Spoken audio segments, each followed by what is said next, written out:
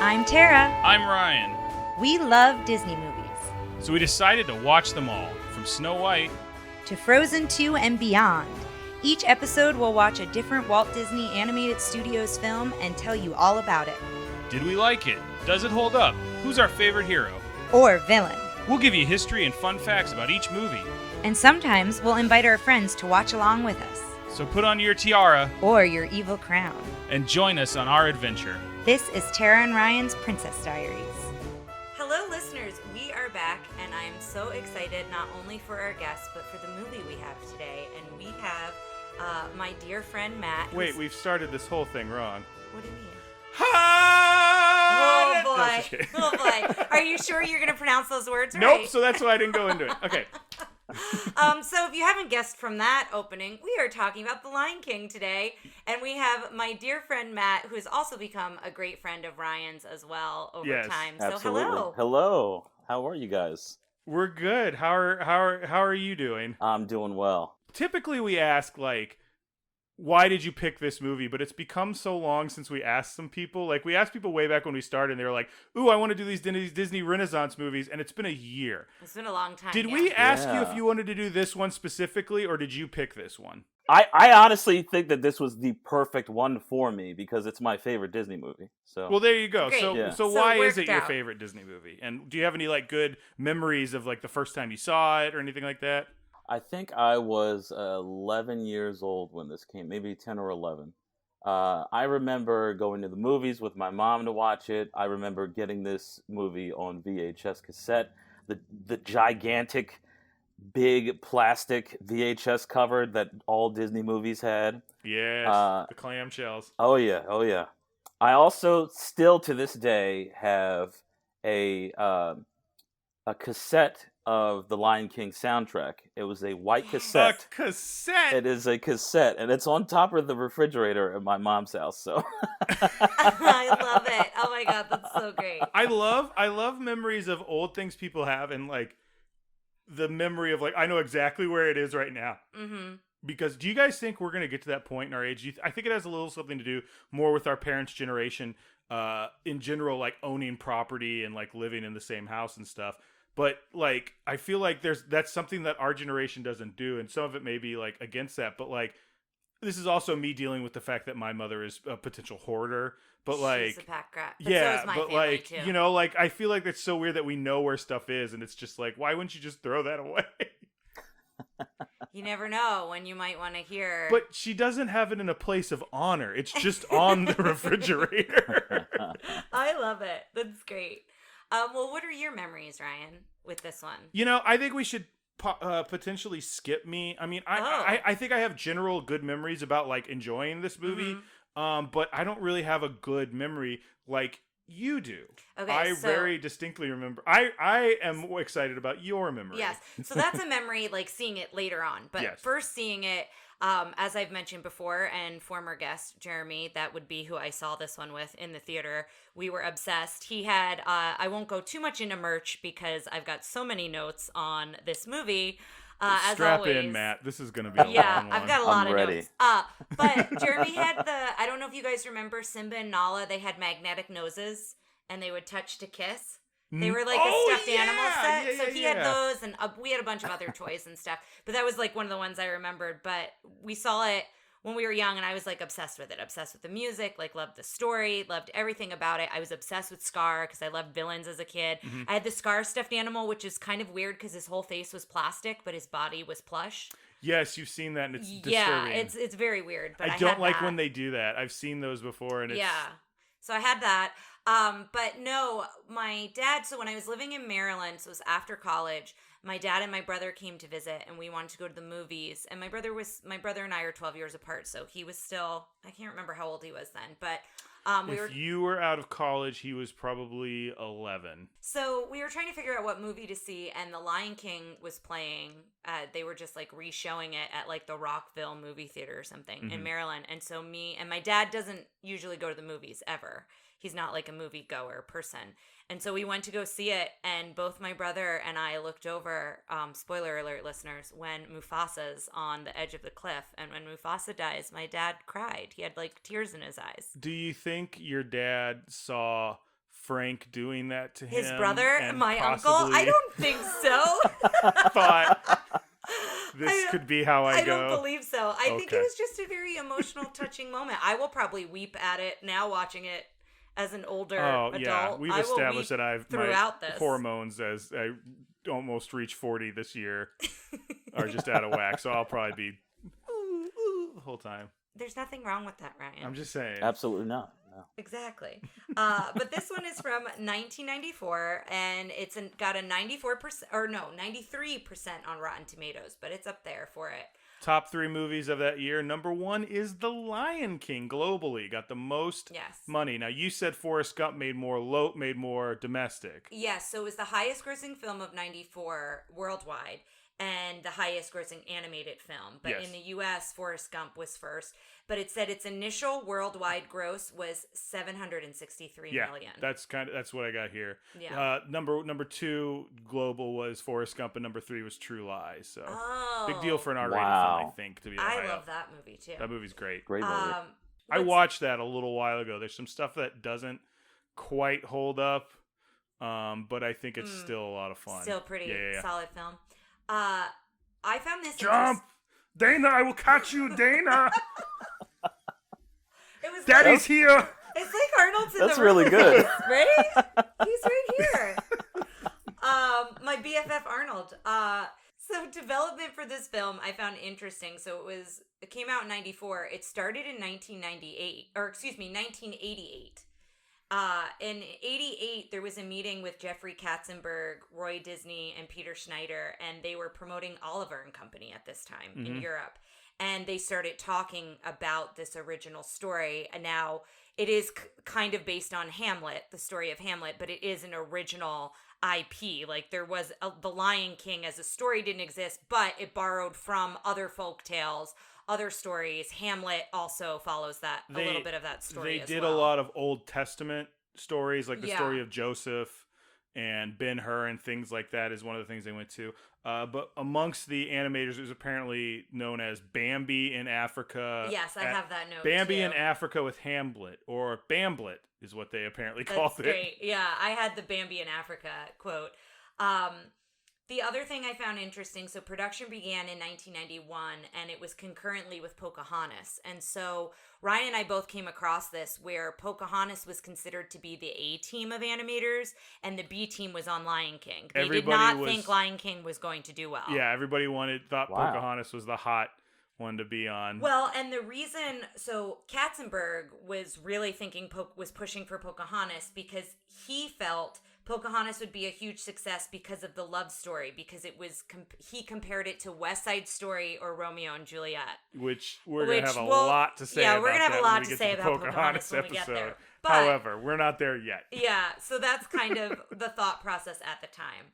The other thing I wanted to mention, because Matt mentioned the VHS tape, it was the best-selling film on home video. It sold over 30 million copies on VHS. I also wanted to talk about the Academy Awards. I always like to cover this. So it won 2 Academy Awards for music. It won for the original score and for the original song, which was Can You Feel the Love Tonight? And that's Elton John and Tim Rice.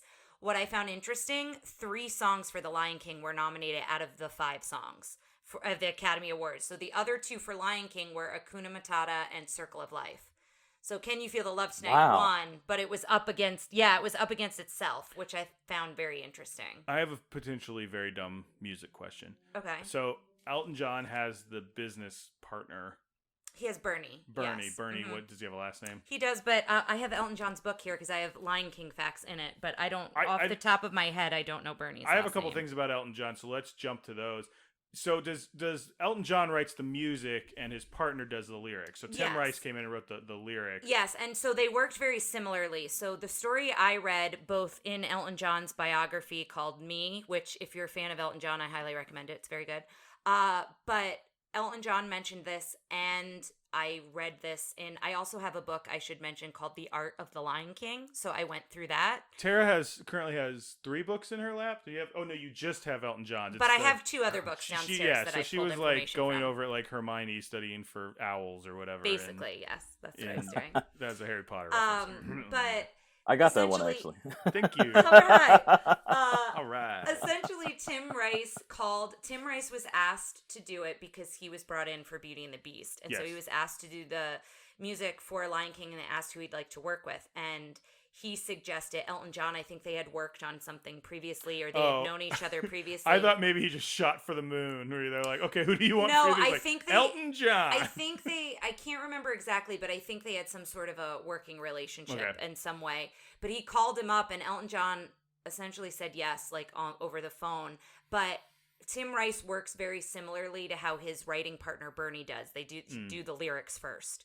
So typically Tim Rice would write the lyrics, Elton John would get them, and then Elton John would write the music. And that's how he worked with his partner, who most of Elton John's music is him and Bernie. So Tim Rice had a quote. Well, it's hearsay, but it was a quote he attributed to Elton John because they were talking about how like the animators came in and the directors were working. And they goes, what about something like this? And he just like wrote, "Can You Feel the Love Tonight?" like right there. Or I think the first one he did was Circle of Life, because them writing that song had a lot to do with the themes of this movie of like taking your father's place and your responsibility in that, and that kind of solidified a lot of it. But apparently he would just sit there and kind of like screw around on the piano, and like you just watch Circle of Life happen. And Tim Rice was like, oh yeah, he does it in about 20 minutes. He goes, he told me once if a song didn't start coming together in 20 minutes, he threw it away.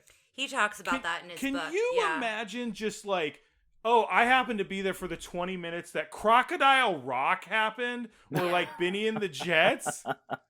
Isn't that like 20 minutes?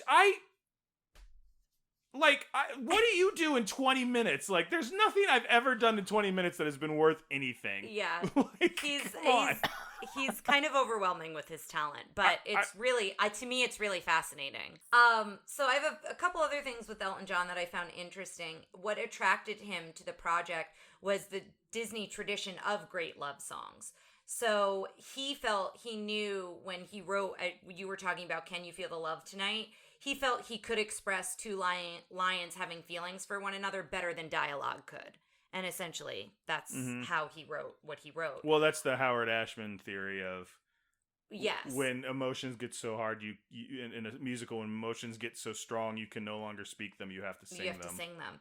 And Elton John, in his book, he said, they were trying not to write Broadway style, which is what Howard Ashman was known for in Little Mermaid and other films before this.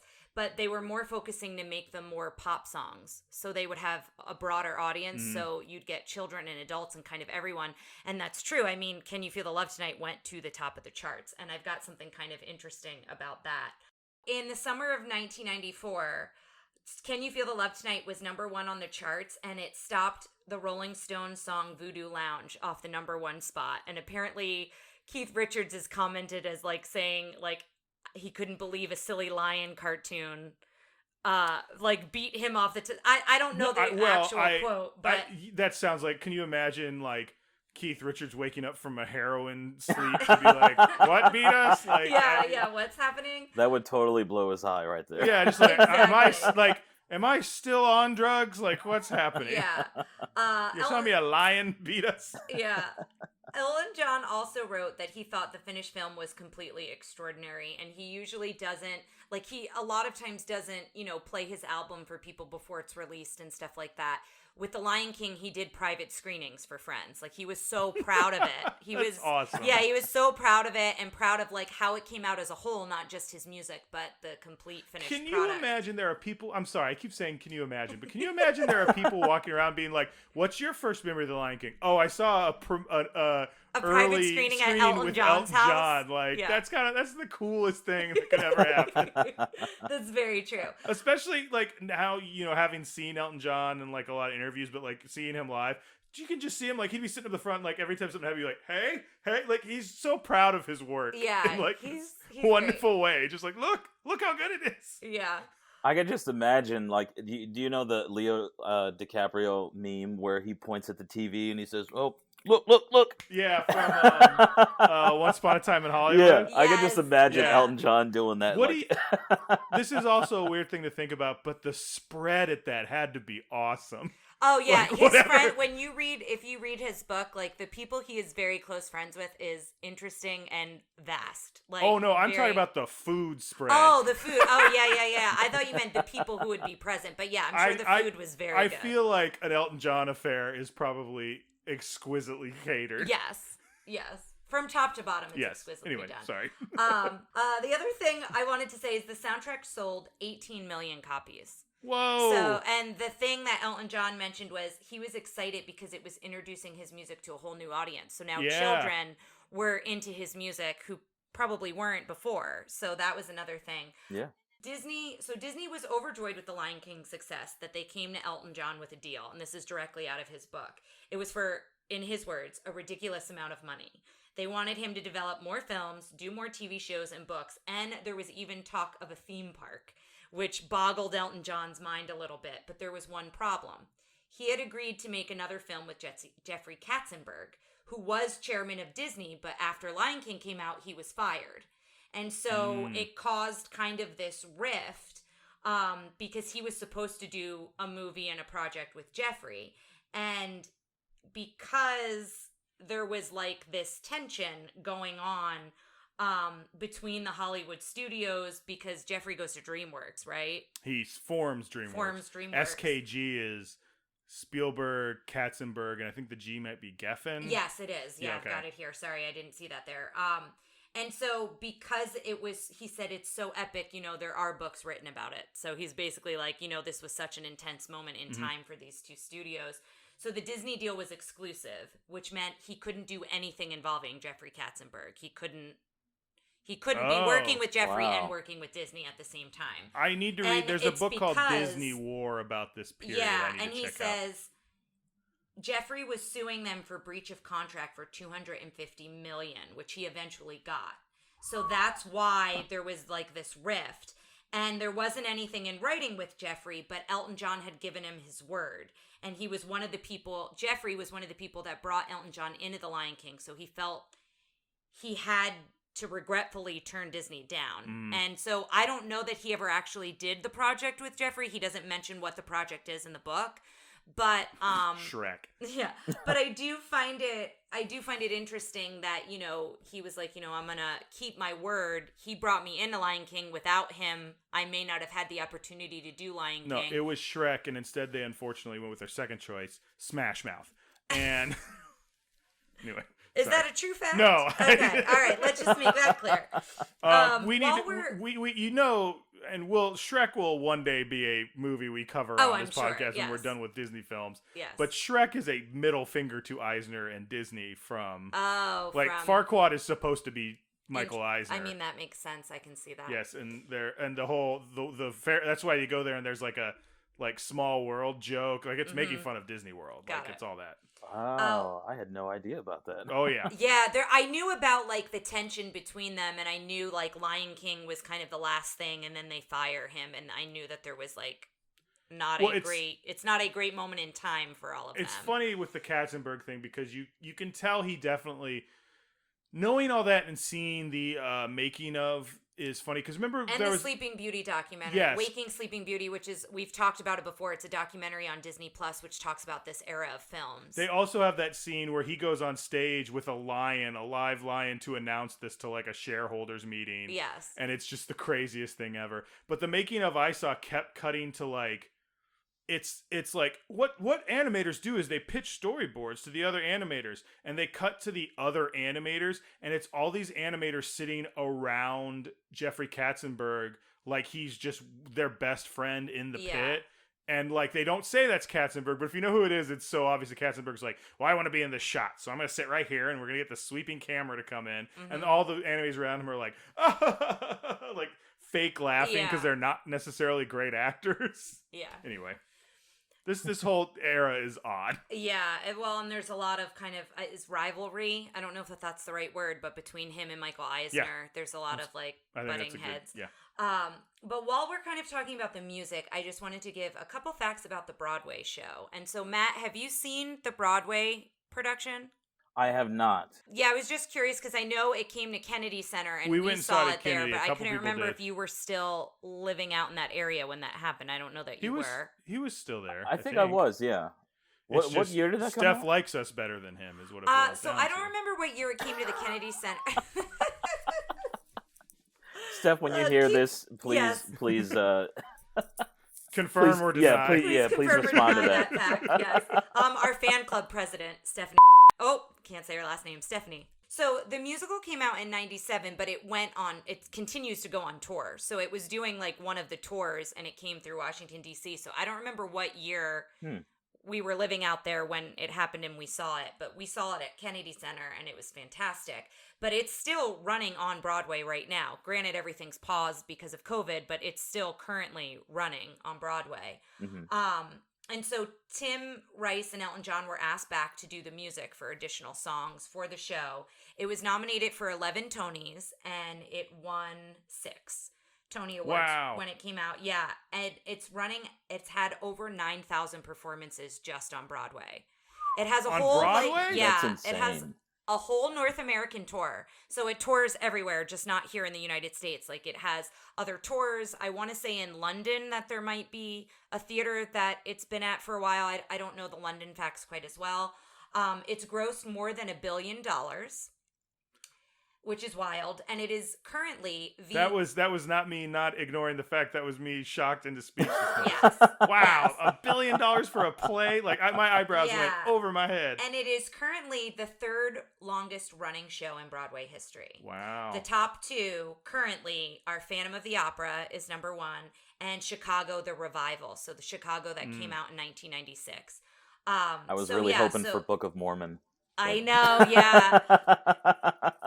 So I just found that really fascinating. We kind of go more into Broadway in our Beauty and the Beast episode as well. So I just wanted to highlight that because it definitely broke a lot of records.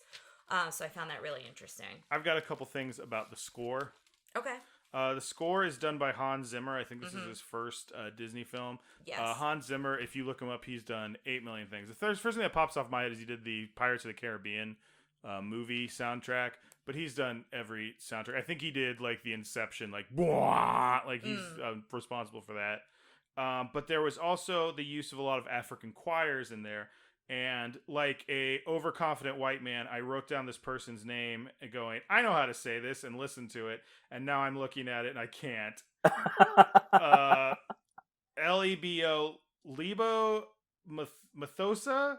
I will put it up there. They were the person in charge of. At least you owned to it. Oh yeah. When I listened to the thing, which was less than an hour ago, I was like, I got this. I don't need it because I wrote down other pronunciations of things. Yeah. But no. Okay. So, but he did the African choir, which is prominent throughout this whole thing. Yeah. And a huge contributor to the theme and the mood, and like it was interesting in the documentary. They started playing a lot of their singing in the background and the chants. And the just the kind of ambience they added to it, I think really, really helps. And I think that potentially segues well into your explanation of the Swahili lyrics for I do have them. Let me Circle of Life, which to me are hilarious. I have the English translation from online. So listeners, if it's not exact, you can let us know. But I'm only going to pronounce the English. There was a time where I actually sang the Circle of Life and probably did pronounce all the words right, but I don't trust myself now to do that. Listen, if no matter your race, color, or creed, if you want to fake sing the lyrics to the opening of Circle of Life in your car by yourself, I will never, ever judge you. Doing them on a podcast seems a little insensitive, so we won't. But by yourself in the shower, go for it, man. It's a great feeling. It really is. So it translates to, here comes a lion, father. Oh, yes, it's a lion. Here comes a lion, father. Oh, yes, it's a lion. Listeners, here comes a lion. Dancing. Yes, it's a lion. Here comes a lion. Yes, it's a lion. And then Isn't it better in Swahili? So much better. And then it's a lion we're going to conquer. A lion we're going to conquer. A lion, and a leopard come to this open place. A leopard? That's what they have. There's no leopard. Yeah, in I this don't movie. remember a leopard in that. Maybe who comes to like see Simba? There's probably a leopard in that crowd. Fairy tale scene. friends, let's keep our eyes open for a leopard in this version. In this Might have been an watch. extra or something. Might have been. So I wanted to talk a little bit about the art book that I referenced earlier. The foreword has been done by James Earl Jones, who is the voice of Mufasa. Ugh. And so I wanted to read a quote that he said and then some other things that he mentioned. But this is a direct quote from the book. He said, "Creating the voice of an animated character is a challenge akin to that facing actors in the ancient Greek theater who wore masks and used their voices to evoke the emotional energy of personalities played." He does that in the making of it. It's like performance like Jonathan Taylor Thomas, and he's like, I like playing Simba because he's a fun kid. And it's like someone else, and they're like, oh, this is great, I'm enjoying this. And then freaking James Earl Jones comes out and is like, the Greek theater was once, and like has this like really in-depth examination of the art of animation and just like blows everybody else away with his takeaway. Everybody else is just like, I got paid and I get to be a meerkat. Ooh, Yeah, he was just really fascinated about the process and about how everything worked. And so it was interesting to read about that. He also, Mufasa, and I don't remember, Sarabi is Mufasa's wife. I don't remember the actress who does her voice.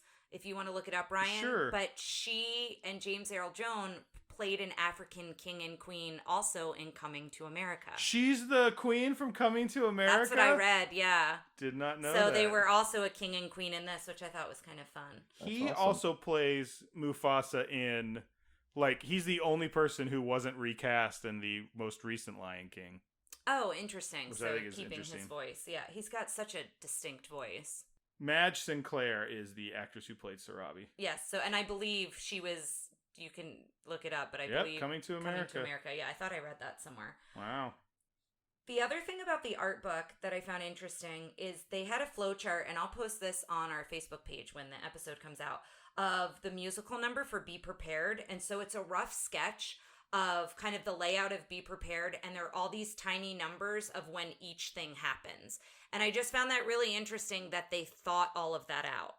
So when they were doing, the animation and the story, they wanted to make sure that there was continued, how do you say that word? Continuity? Continuity. My God. Thank you. Thank you, Matt.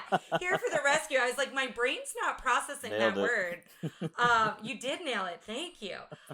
And so there's nothing worse than saying a word that's a common word that you can't just get don't out. see that often, and you're Yes. like, what is the word I'm looking at? I always, when I was in high school, I told someone I didn't appreciate. I don't want them to ridicule me. And they went, excuse me? And I was like...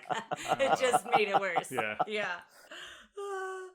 Then I think, Ryan, you have some facts about this, and I want to make sure we talk about it. And this was in the art book as well. In 1991, a group of artists, one of the directors as well, traveled to East Africa with sketchbooks. And I read that they traveled by Land Rovers and slept in tents. So they had guides, but they went to a lot of remote areas to get a feeling of the terrain as well as seeing the animals in their natural habitat. And that's, I think, what makes a lot of this feel so real is because of this trip and kind of what they did. And one of their guides sang Asante Sana Squash Banana, the whole thing that Rafiki does. No kidding. Apparently, one of the animators wrote it down because a guide was singing it, and there's more to it than that bit. But they put that in the movie, so I found that interesting as well. That's all the information I had as well. Oh, okay. Sorry about that. In fact, I had less information than that. It's No, it's fine. It's fine. They said that while they were in Africa, it really helped them visualize not only the enchanted, but also focus on the realistic parts of Africa, which I think you can really see in the finished product. They talk about the backgrounds in a lot of these are supposed to be like exaggerated naturalism. So it's kind of, we talk a little bit about how there was the quality of Bambi. I forgot what it was called, but it was very almost impressionistic. And they have the backgrounds is kind of where you get to have a different look in Disney movies. Mm-hmm. And I think that was this one. This was the colors were exaggerated, but it was supposed to kind of feel a little bit like watching a nature documentary. Yeah. And they actually had someone, James Fowler, I believe, was a person who brought Jim Fowler brought animals into the studios. Yes, so there were lions in the studio yes. that the animators were referencing. And of course, there's video of Katzenberg carrying a cub or whatever. Yeah. They said too that some of the problems with the early drafts of Lion King lacked the clear theme. So we talk about Beauty and the Beast. It's not, don't judge a book by its cover when you think of Beast and Gaston.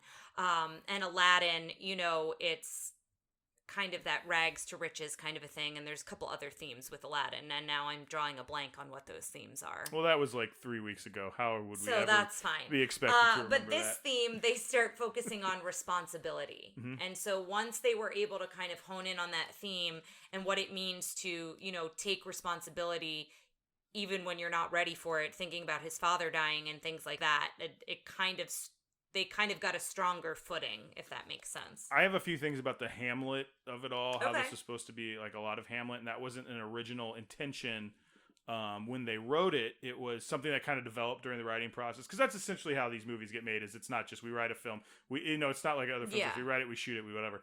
But somebody originally Scar was supposed to be just a rogue lion, and then someone suggested, well, why don't we make him the king's brother? And that's when someone went Hamlet. And that's when kind of the Hamlet part of it started kicking in. The influence of it, yeah. And at one point they had actual lines from Hamlet in the movie, like when Scar kills Mufasa, again, spoiler alert, I'm sorry, get your kids out of the room. He was originally said "Good night, sweet prince," which is, a great line in Hamlet, but doesn't really work well here as long as, what does he say, long live the king? I think so. Yeah. Long live the king. So good. Anyway. But yeah, I thought that was interesting. No, that is really interesting. Also, talking about Lion King and the animators, talking about some challenges with animating these characters, they said that this was a movie where there were really no props with the characters. So a lot of times when you have props with a character, you can give interest or it shows their behavior. And the only character who has a prop is Rafiki. He has a walking stick. And so that attributes to his character. So they give the example of Jiminy Cricket and the umbrella. Like, that's his prop, is his umbrella. And they said, a lion portrayed with any degree of naturalism can then not be asked to wear a hat or like mop his brow, right? Like, because it takes away from it. Right. Like if he had a handkerchief or whatever, or wearing a vest or whatever. So they talk about like the related problems of needing to anthropomorphize. Thank you. I knew that one wasn't going to roll off the tongue. They needed to anthropomorphize the animals without appearing to do so. So that was something that they kind of struggled with, and I think eventually they succeeded to a high level with that. Well, it's interesting because I feel like Timon's the most like does stuff with his hands, because meerkats in general are up on their hind legs. Yeah. And they say, we believe they're real animals because of the realistic setting. And so the example they give is, I think in the beginning with Nala, when she's with the lion pack of the lionesses, and they're like cleaning her, like mom, or I think her mom's like licking her or whatever to get her clean. Like there's moments of stuff like that where that was what would happen. And then you have other moments where they feel more anthropomorphized. Nailed it. Yes. Have you ever seen that? Have you ever seen that meme where it's like the shot is Nala getting cleaned, and then she gets up and it's close up on her, and she tries to walk away, and the mom comes and just picks her up, and then the next shot is she's back in her lap, and they point out that if the mom had actually done that, her neck would have to be like 6 feet long. Oh no! And then they point that out. Like, I'll have to put that meme up because it's horrifying. Like, it's just funny the way animation works. You can just do that; it's no big deal. But I just always think that's funny. Of like, this is how long her neck would have to be in order for that to actually work. Yeah. I also wanted to focus for a moment. We've talked about the CAP system a little bit, which is what becomes Pixar, and the computer animation, and they first used it in Rescuers Down Under, and so we talked about it in that episode. Yes. But they used it in this film as well, and they talk about the stampede scene. Yes. And so Mufasa, Simba, and the hyenas are still drawn by hand. But the wild beasts were animated. Wildebeests, excuse me. Well, I mean, they're wild beasts, Yes, right? they're, They were animated using computers because they wanted the stampede featuring hundreds of panicked animals, each a separate entity, but all acting on one single impulse. And so they said, think of like a river in flood. Well, like that's what they were trying to get across with that. It wasn't just Caps, because Caps is like, projecting digital images onto written things and all that. But they created a simulation system of what it would look like, basically a follow the leader simulation. There's shots of it on the documentary of like they take 2 packs and have them like run through each other, which, looking at what they did, like, and how well it looks on screen is very impressive for 1995. Like, and a lot more. 94. Well, it's also impressive for 1995. Yes. Which has nothing to do with when this movie came out, but it's also impressive for 1995. But like, that amount of simulation, like, I guess within, a few years from that, they're doing the big simulated battles in Lord of the Rings, which I think is the big example I think of like extra simulation. Or they're also doing it in 97 for Titanic in live action. I don't know. The timeline was interesting to me. I always thought, I always think of, Lion King seems much further back than like Titanic does to me for some reason. Yeah, well, Titanic was 96. 97. So that's only like 3 years later. But yeah, like knowing that that scene is computer animation is pretty dang impressive. Yeah, well, and they said, to draw that all by hand, it would be kind of a practical impossibility. You see them, what they would do is they would just draw a big cloud with a few, gnu's in front of them. The gnu. Oh. They also said that took about... It took about 3 years to do that, to do the stampede scene. So I think... Wow, was it really that long? Yeah, so it'll be interesting to watch it, like, thinking about that. It's such an emotional scene, but then also thinking about how much of a labor of love it also was for the animators and how long it took to do that whole sequence. I found really interesting. So the other things that I have, I wanted to dive into Scar for a moment because I also have a villains book. I have a Disney villains book. And so I pulled a couple things from that, and I wanted to read a quote from Scar because it kind of talks, it connects with this quote. But this quote, which is in the movie, is, "As far as brains go, I got the lion's share, but when it comes to brute strength, I'm afraid I'm at the shallow end of the gene pool." And so the animator for him was Andreas Deja. Andreas Deja. You keep wanting to, and I was the same way too, Latinize his name. He's, I believe, Polish German, so it's just Andreas Deja. It's not Andrea. We keep wanting to add an accent in there that's not there. Yes. But he was the lead animator for a lot of the villains at this time. Gaston, Jafar. I think those are the other villains he's done at that point. Yeah. So he has to figure out how to animate a lion that's weaker and smaller than even the female lions, but still had a powerful presence. And so that's why I wanted to use that quote, because that was kind of his struggle animating Scar. And I never thought about he was weaker than the females, but he is. But it's just interesting because I never looked at it from that perspective, that, his strength comes in how he can manipulate people and how smart he is and like playing that chess game and kind of like being 3 moves ahead of everybody. Yeah. And I think they picked the perfect voice actor in Jeremy Irons to voice Scar. I agree. It's a fantastic voice. He had he was so complimentary of Andreas Deja. And the way he did it was a way that I didn't really think of before, because he goes, he did such a perfect job of picking up everything I was putting into my voice. Like, he was like, the wickedness, the humor, he's like, it was all there on the screen. And he was talking about how, like, that was, intimidating for an actor to, like, I'm putting in this performance, but someone else is going to be puppeting it at the end. He goes, he nailed it. And Deja says that he was inspired so much by his voice. So they were very complimentary of one another. He says how inspired he was, and that he really connected with what Scar needed to be after hearing the vocals. Also, he really wanted to avoid being influenced by the Jungle Book, because he was thinking of smooth, refined Shere Khan, and he didn't want to be influenced by Shere Khan when he was animating and coming up with what Scar would look like. And Shere Khan is like kind of beefier too. Like, he looks physically very imposing. muscular. Yeah. So now I just have a few trivia facts. Oh, okay. I know. I told you I had a lot. She's got 3 pages. Do you guys not find this interesting? I'll stop if you No, don't. no, I love this. It's just like This is Okay. great. So, it's like hanging out with IMDb. Like, well, but it didn't all come from IMDb. It came from lots I'm of just saying. sources.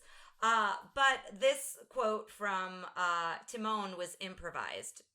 What do you want me to do? Dress and drag and do the hula. So Nathan Lane improvised that. Of course he so did. I found that funny. And the other thing was that I had about them. Where is it? Nathan Lane and Ernie. Is it Sabella? I think so. They're the voices of Timon and Pumbaa. They were originally cast as Bonsai and Shenzai. Oh, yeah. Which is Whoopi Goldberg and Cheech Martin's hyenas. And the crew loved their performance so much, they thought they'd be even better as Timon and Pumbaa. So that's how they got those roles. So I thought that was kind of fun.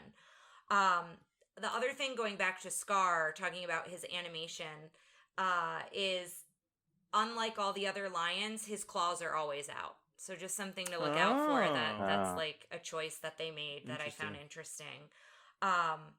During the scene where Nala pins down Simba, Jonathan Taylor Thomas was hit on the back, so it sounded like he had the wind knocked out of him when he started talking. So it was like, can they do Whose that job to was a that? Yeah. child actor? Poor was my thought. JTT. It must I be the know. statute of limitations must be over on that Seriously. fact. And another fact about JTT, which I found fun, apparently there's an episode of Home Improvement, it's a Halloween episode, where kids come to the door dressed up for trick-or-treating, and someone comes as Buzz Lightyear, which is Tim Allen, and somebody comes as Simba, and JTT gives Simba more candy than Buzz Lightyear. So I've not seen that episode recently, but that was a fact I read. So I really have hope to that find is that now. true. Yes. Okay, I have a question primarily for Tara. Mhm. You know, if we had another, you know, someone who was interested in men at a young age here, unless Matt has something he wants to reveal on the podcast. No, I'm good. Okay, cool. Okay, so did you have any JTT like locker posters? No, or... I didn't crush. I don't think this is something that he would be embarrassed about. I think he'd own up to it. I did not have nearly as strong of a crush on JTT as Jeremy did. I was going to say Jeremy. Yeah, Jeremy had a strong crush on I think JTT. he's talked about it. We'll ask if he does, if we don't mind calling him out. But no, I mean, I thought he was cute, but I didn't get like the craze. I wasn't as crazed as like a lot of other people were for him. But well, there goes that whole I did, segment of the podcast. Although I will say I did go see Listeners. everything he was in. What was that movie he was in with Chevy Chase? We saw that in the theater. Man of the House. I have never seen a JTT movie. Yeah, so I did go see all like the things he came out with. So, and I watched Home Improvement. No, I was a Tim Allen stan and went to go see Tim Allen stuff, and then he disappointed me greatly in the last decade. Well, so. yes, yeah, things we've learned a lot about him. Yeah, lately, but I only have one or two more things. I know you're surprised. There's okay. Say it again without that, because like the more you say it, the listeners are gonna go. She is right. This is a lot of stuff. Oh, so should I just say I only I got a few more things, and then go into because right. if the listeners hear like like they're gonna be like, Got it. well, they don't want to listen to this podcast. Why would I want to listen to this podcast? Click. All right. I only have a few more things. Okay. So That still sounds like you're apologizing. Oh, my next fact is about hidden Mickeys. I've got a few hidden Mickey facts here for you. One of them apparently, and this one sounds comical to me, so I want us to be looking out for it. Apparently one of the bugs that Timon pulls out in like that log during Hakuna Matata is wearing mouse ears. No. That's what I read. So we have to look out for it. Like that one I'm almost okay if we pause it to see if we can see it, because that sounds like silly. And then when Mufasa is talking about the great kings of the past and you're looking up at the sky and the constellations, supposedly you can see Mickey in the stars, but then I also read that you can see Leo, the lion constellation, in the stars as well. Well, that makes sense. Yeah, so I'm not sure if they both appear. So sometimes those hidden Mickeys are like very clear to see and sometimes they're not. I also had, and I believe these translations are correct, but the character names are based on Swahili words. Yes, Simba is Swahili for lion. For lion. Nala, I read was gift, but then I also read that Zwadi, Z-A-W-A-D-I, is Swahili for gift as well. So I don't know if there's several words that translate that way, but I read that about Nala. Sarabi, the mom, is Mirage. Rafiki means friend. Pumbaa is simpleton or weak-minded. Jeez. Yeah, and Shenzi is barbarous or uncivilized. The last two things I have is it was the first Disney cartoon to be dubbed into Zulu for the African release. So I thought that was really cool. Wow. And then Rafiki, we talk about this later with representation, so I just wanted to mention this fact here. Rafiki's the only character to not have an American or English accent and has an accent native to the film's setting in Africa, though he's voiced by an American actor. Yes, Robert Guillaume, who that person, I wrote down how to pronounce his name, so I got that correct. There you go. But that is everything from me. All right. Strap in, motherfuckers. I'm about to blow your mind. Are you going to quack that Are you putting that in the podcast? Donald Duck better quack that. All right. Listeners, Because Ryan has been so excited to tell me this. So excited, in fact, that I have created a PowerPoint. Because did you guys know there is a controversy where it is believed that this movie is plagiarized off a 1960 anime cartoon known as, I believe it's called, it's called Jungle Emperor Leo or Kimba the White Lion. No. What? Let me read you a little bit about it. So much so, in fact, that there is entire Wikipedia section. I was going to say the dark web or Wikipedia? The dark web. There's some dark web stuff in here. Don't worry. I've been doing my searches on the dark web. Don't you worry about the dark web. Don't read that because I'm just going to read it out loud. But I'm reading this for our listeners. Certain elements of the film were thought to bear a resemblance to Osamu Tezuka's 1960s Japanese anime television series Jungle Emperor, known as Kimba the White Lion in the United States, with some similarities between a number of characters and various individual scenes. Oh, no. The 1994 release of The Lion King drew a protest in Japan, where Kimba and its creator, Osamu Tezuka, are cultural icons. 488 Japanese cartoonists and animators, led by manga author Machiko Satonaka, signed a petition accusing Disney of plagiarizing and demanding that they give due credit to Tezuka. Matthew Broderick actually believed initially that he was in fact, working on the American version of Kimba since he was familiar with the Japanese original. Wow, because he does the voice of Simba as an adult, So he thought that's what Disney was doing. Oh my goodness. The Lion King director, Roger Allers, claimed complete unfamiliarity with the show until the movie was almost complete and did not remember it being ever mentioned during development.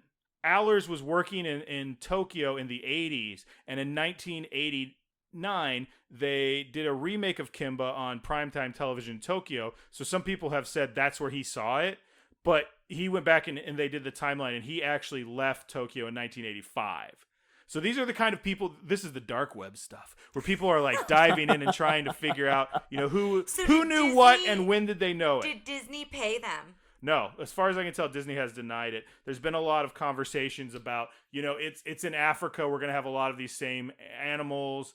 Simba is Swahili for lion. So naturally it's going to rhyme with Kimba, those sorts of things. So that's the way that they're defending. Yes, that's the way they're defending. So what I've done, and I will go ahead and share my screen with you, Matt, is I have looked up some, like I said, reached deep into the dark web. Okay. And I have looked up some of these pictures. So let's look together. Can you see the screen? I can. So here we go. First off, here. Oh wow! Are you going to share all this on the Facebook Yeah, I will. page? Now this is a later. So it came. So obviously, look at that Zazu. Well, hold up. That's not. So that's from 1997. So this poster is. Okay. So obviously they're kind of Kimba is going, well, let's jump off the success of The Lion King. But that's the thing. So we're going to look a little bit at the characters. This is, of course, on the left is Kimba the White Lion and Simba. Not too similar. Their eyes are a little similar. That's how cartoon stuff works. But let's look at the whole family. One had bangs and the other had kind of bedhead. So yeah, there you go. So that's the most important things is the bangs versus the swept. This is the Kimba. Of course, had a friend. I can't remember her name. It was not very close to Nala, but like that's the situation there. Is you've got again a male lion and his father, and then his friend is a female lion. here's some pictures from Kimba versus Oh my goodness. Wow. this, where they had a similar Pride think- Rock structure. Here is Wow. Scar Are you kidding me? and the bad guy from Simba the White Lion, Claw. Listeners, they are close resemblances. Now, I will point out that one of the things I think, which has to do a lot with the queer coding of Scar to make him a much more interesting character, and the way, kind of the mark that I think Andreas Deja puts on his villains. The Claw is much more typical. Like, I'm a big beefy guy, but he is, of course, a darker lion with a dark mane. Yeah, scarf. Here is Danny, Stop it. the wise teacher figure from Kimba, a mandrill, and then also a mandrill, Rafiki. How can Disney confidently deny that they weren't Wow. influenced at all by this film? Well, like, again, listeners, you will have to see these pictures on the Facebook page. and then 'cause they're potentially kind of my wild. favorite named character. All the names are very similar. They're very similar, traditionally African sounding names. Like Dani and Rafiki. And here, of course, we have very, again, similarly named characters, Zazu and Polly Crackers, who is the parrot character from Kimba the White Lion. Now, these similarities were so close that in fact, let me just show you. I'm gonna mute this so I can kind of talk over it, but we'll watch some of this. Here is some, just some shots from both of them. Let me skip forward because it's mostly just. The Scar is crazy to me. Wow. Oh my gosh. There's no way that wasn't influenced by that. Yeah, There's no way. You have This is almost shot for shot. Like. You have broken my brain with this. Now, there are things to say, like, this is a long-running show. The similarities in color seems like an issue. And it's similar, like, you write stories in Africa, yes, you're going to have very similar characters and themes and stuff. There are some stuff that is definitely close, but there is also stuff that I think Kimba had a much longer run because it was a TV show, so there was more, but... Oh, there were only two there were two main hyenas as opposed to three in Kimba versus The Lion King. This was what I like to call Ryan's deep dive onto the dark web to ruin your... You ruined it for me. I'm so sorry. No, you didn't ruin it. I think it's shocking that Disney can say confidently they weren't influenced by that at all. Right. Yeah, really. And our influence, our influences, we're influenced by style, we're influenced by music, we're influenced by other art. It's bound to happen, but there's no way in my mind that you can make an argument that they were not influenced in some way by Kimba. This is like Under Pressure versus Ice Ice Baby. Exactly. That is a great analogy. Should I have waited until after this was over? No, this is a perfect time to do it. Okay. So the last thing I want to talk about is this. The similarities were so noted in the animation community that there was a scene in an episode of The Simpsons, I don't know if you remember this, where Lisa's saxophone tutor, Bleeding Gums Murphy, voiced by James Earl Jones, he dies, and she goes and she sees her in the cloud, and then Mufasa shows up, and then Darth Vader, and then finally James Earl Jones just saying, "This is CNN," all appear in the clouds to say something, but when Mufasa shows up, he goes, "Kimba, I mean Simba." Oh, wow! I remember Good for the that. Simpsons. So the Simpsons playing homage to their knowing that wasn't real. So yeah, just that was something I wanted to say before we went on. I'm shocked. I am shocked. My world is shook.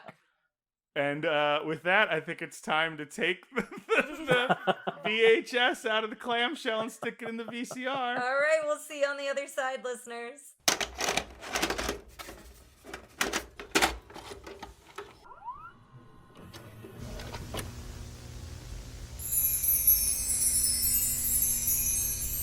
Listeners, we are back. You can tell when Tara really likes a thing when she goes, listeners. She's I'm really... getting real with you. Yeah. We are back, and it was just as good as I remembered it. I got all the feels. Yes, I got all the feels in the spots that I always do.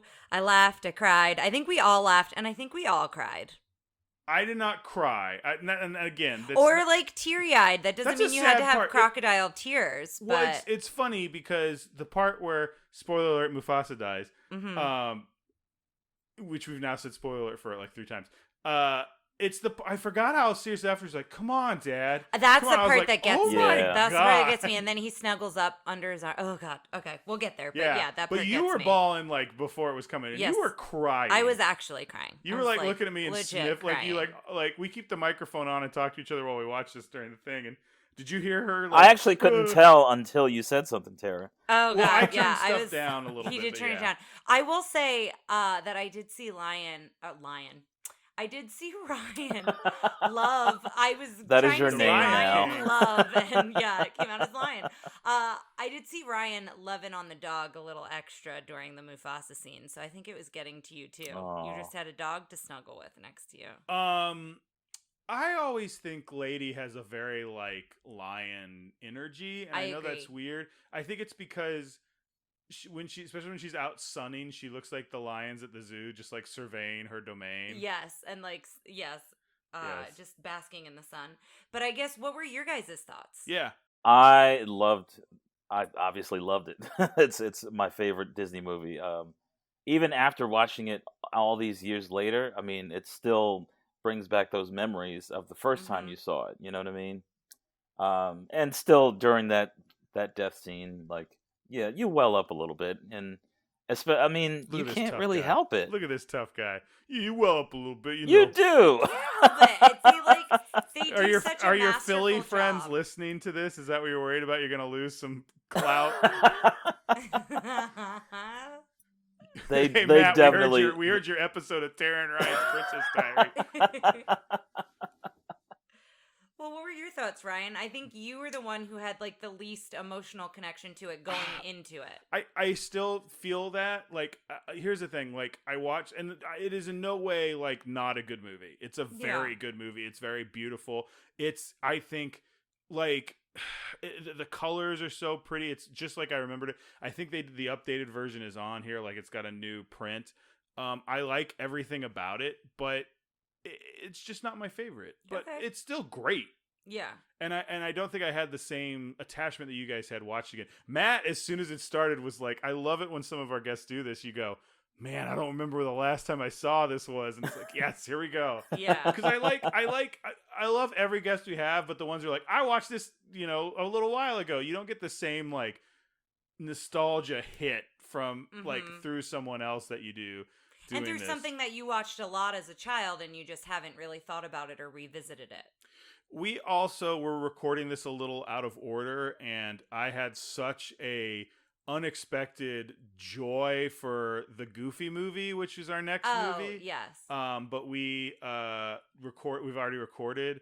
So I think that's a little bit of it, is like, that was such an out of left field that this one is still good. You had never seen a Goofy movie. I'd never seen it. Which was wild. And I was like, wow.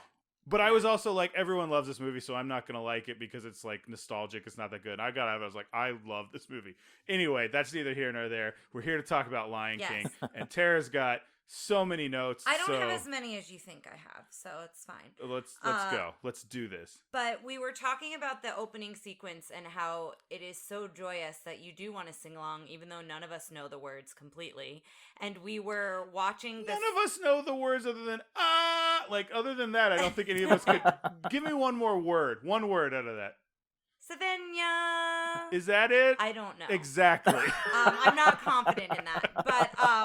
But yes, but we were talking about how, like you were saying earlier, you can sing it in gibberish in your car, in the shower. I'm also of the belief that you can sing any song on a syllable, so I say go for it. You're married to the personification of I sing a song on a symbol. Have you seen that there's that thing I posted where it was Radioactive by what's the name of that band? Imagine Dragons? Yeah. Mm-mm. But it's only I'm Waking Up. What do you mean? It's just I'm waking up. I'm waking up. Oh, I'm just waking over and over up. again. I'm Okay. waking up. And it's the whole song just I'm waking up. I'm waking, Oh my waking gosh. up. That's every song to me. Every song is like that, and I don't know. I'm worried we put too much of that song in there. It's me singing, so it's probably okay. Yeah. A better version is in Ernest Saves Christmas when he's like, "Oh Christmas tree, oh Christmas tree, oh Christmas tree, oh Yes, Christmas," and it's just yeah. that. That's That's how songs are to me. I don't know words to songs. I just know how they sound. I wrote here that, like, it's beautiful and emotional from moment one. Like, the sweeping scenes that we see, all the animals coming together. We know something joyous is about to happen. We see Mufasa and Sarabi up on Pride Rock. And Ryan, you mentioned you loved the birds on the elephant tusks. And is that something that you think birds do? Yeah, I think that, maybe not that specifically, but there's so much, there's what I think of is those little tiny birds that have really good eyesight, and they sit on rhinos and they act as a first warning. Oh, interesting. And they fly off. Okay. And there's another thing, I think, when we went to Waco and saw the mammoths, there's like that big, there's a national park or state park in Waco that's a bunch of petrified mammoth remains, but there's like one camel in there. Yeah. And so they think that the camel had like better eyesight or something than the mammoth, so that's why there was because they found one camel at like every pack, every herd. So so it was common for a camel to be with the rest. So there's of them. that like symbiogy which goes into this whole circle of life thing. Yeah. That everybody has a place and everybody helps each other. And I think that's just displayed very beautifully in that, like, we're gonna hitch a ride on this, and that I just like that scene a lot because that feels like watching a little bit of a Planet Earth documentary. Yes. But it's animated. Yeah. I don't know. No, it does feel that way. Maybe for I'm sure. crazy. I could totally see that. Yeah. The other thing I find interesting is you were mentioning, Ryan, something about the animator movements with Zazu. We see Zazu flies like across all the animals, and then you had that's a great scene. Yeah, it's such a great he bows shot. down, but he does it with his wings. And then the thing, animator for Zazu is Ellen Woodbury, lady animator in the 90s. Way to go, girl. And like they talk a little bit about, there's this, the usual thing they do in Disney documentaries where they're like, the animators have to be actors themselves, and they're looking in mirrors, and she's like, I wanted to see how he would do with wings, so she did a lot of like big arms and stuff, and they're showing that, and then they cut to only this guy could animate the hyenas, and it's one of the animators whose name is Alex Cooperschmidt, I believe, and he is like up on his legs, like on something, and they light it really scary, and they get right up in his face, and I was like, oh no. That's great. Yes. And then we have the moment where I think you and Matt were about to say the same thing. My mom wakes me up the same way. Yeah. When Simba's getting basically his bath before he's presented to all the animals. And then the title sequence happens after they present Simba. So I thought that was really cool because we're watching how the title sequences work with each film.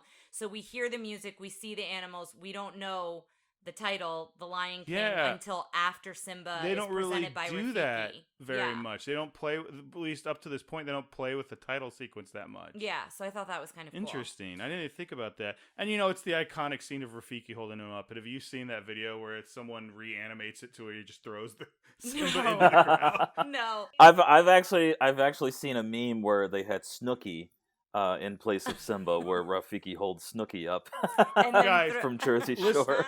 Listeners, please post your memes, because I feel like this is often I'm sure there's a bunch. Yeah, over and over again. I also love the Modern Family episode. I lost it. It's the first episode. I think it's the first episode where Mitch and Cam, they're adopting a daughter, and that's how they wanted to present the daughter to the family, is like walking into the Circle of Life music. And then someone else has a baby, and they get the baby and do that, and everyone's like, they had all that, those, because they have like robes and stuff, and they're like, they had those robes in the car. Yeah. But then it cuts to Scar, and I also thought that was interesting because we've commented on that before. I think in Aladdin, where we see Jafar pretty early on, I believe. And I think it's the same here. We see Scar pretty early on. Sometimes we don't see our villains too much later in the movie. Sometimes we see them right away. Right after that title sequence, it goes to Scar. So I found that really interesting. Yeah. And then you get Zazu alerting Scar that the king is coming, Mufasa's coming, and you find out they're brothers. He didn't show up for Simba's ceremony, and they kind of get in this back and forth a little bit. I have a statement. I'm trying to think of how to say this the best way I can, but Scar is obviously queer coded. Mm-hmm. Scar has the most drag queen energy, I think, even more, I think, than Ursula. In so much as I feel like Scar feels like someone who should have been on RuPaul's Drag Race. Yeah, no, Just I the see way, that. like, and I think part of why he's so mad is because drag does not exist in the Savannah.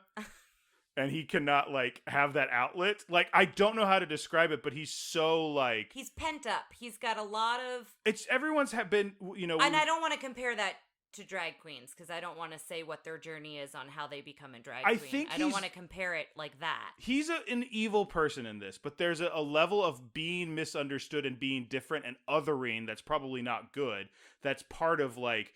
He's not strong. He's smarter, but that's not looked on as good here. And that's not valued. Now, we don't see him ever using that smarts for good, so it's hard to qualify if, you know, whatever. Yeah. But it's just, he's got that, like, oh, who, me energy? Yeah. Like, he's like, and he's always twisting everyone's words, but, like, just, and for Ursula lack of a better term, dripping poison in their ear. Yeah, Ursula has that sing-songy way of talking to people, but really she's scheming behind the scenes. I think he goes to the next level with that. I think some of it is you've got Andreas Deja building off of Ursula. Mm-hmm. I just think, you know, we've talked a lot about queer coding in our enemies, and our enemies. Let me say that again. Yes. We've talked about queer coding in our villains, and I think this is just the pinnacle of that. Yeah. Because I don't know if we've talked about this on the show, but Andreas Deja was a gay man, or is a gay man. I think He's still, we talked about it in Aladdin, but so I think a lot of that is coming through in this. Mm-hmm. I love Scar. I did not remember how much I. Oh yeah, I think Scar, I like him more now, knowing all this information about his building to this. Yeah, I think we were all excited when he was on the screen. I think we get a lot of information very quickly from this scene with Scar and how he interacts with Mufasa versus how he interacts with Zazu, how he interacts with that mouse. Did he ever end up eating that mouse? We don't see it, but okay. Zazu saying, like, don't play with your food. Like, there's just a lot that I feel like we learn about him. The other thing I wanted to mention, because Mufasa roars here, and it reminded me, I didn't mention this earlier, I read something that every roar was done by a person. Yeah, it showed a picture of them into a trash can. Yeah, so it wasn't an actual animal roar, which I found really impressive because they sound like animal roars. Right.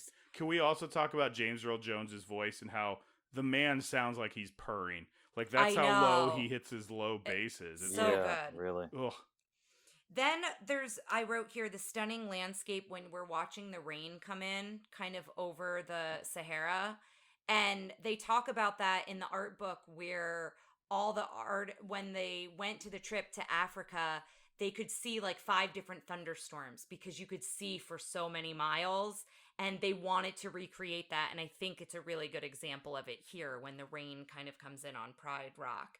And then we cut to Simba awake before sunrise, and I love that. He's your son before sunrise. Yeah, it's such a good parenting joke. Yeah, it's so good. And so this is where Mufasa starts explaining balance and explaining the circle of life, and we're all connected. I have a bone to pick with Mufasa because he's like, we're all involved in the circle of life. See, we also die and become the grass, and the antelope eat us. Yes, but you die of like old age and just slowly become the grass, whereas like antelopes are ripped to shreds in like a horrific ending. Fair enough. I'm just saying. Yes. Like even we see that in Timon and Pumbaa later. They aren't like, oh, the circle of life. I guess it's time to be eaten and become. No, the herbivores do not like the circle of life. Yes. Yeah. I mean, that is true. We are seeing it from the king's point of view. But yes. But just saying. Talking about how everything is connected, and I think I write it here later on. And maybe we want to talk about it later on, but now I've set it up, so I'll just say it. I think when you think of how much time Simba has with Mufasa on the screen, it's not a lot compared to the whole time of the movie. And the relationship that they're able to convey and build in these scenes with how close they are, I think is why we're so emotional when we lose Mufasa. Mm-hmm. And I'm just really impressed with how strong they get across how close these two are. Why didn't you want to say that now? Well, because I was thinking maybe I should save it for the death scene. But even when later on they're playing, like he's going to reprimand him for being in the graveyard, which we're going to talk about, the boneyard, they still have a very playful way with one another. Yeah. And I don't know, I just really like that. I think Mufasa is the dad that we all want. Like Mufasa's like very tough but not super stern. He's fair. He has that, that domineering kind of a persona, and he is the king. And so, like, of course you want that to be your dad. You know what I mean?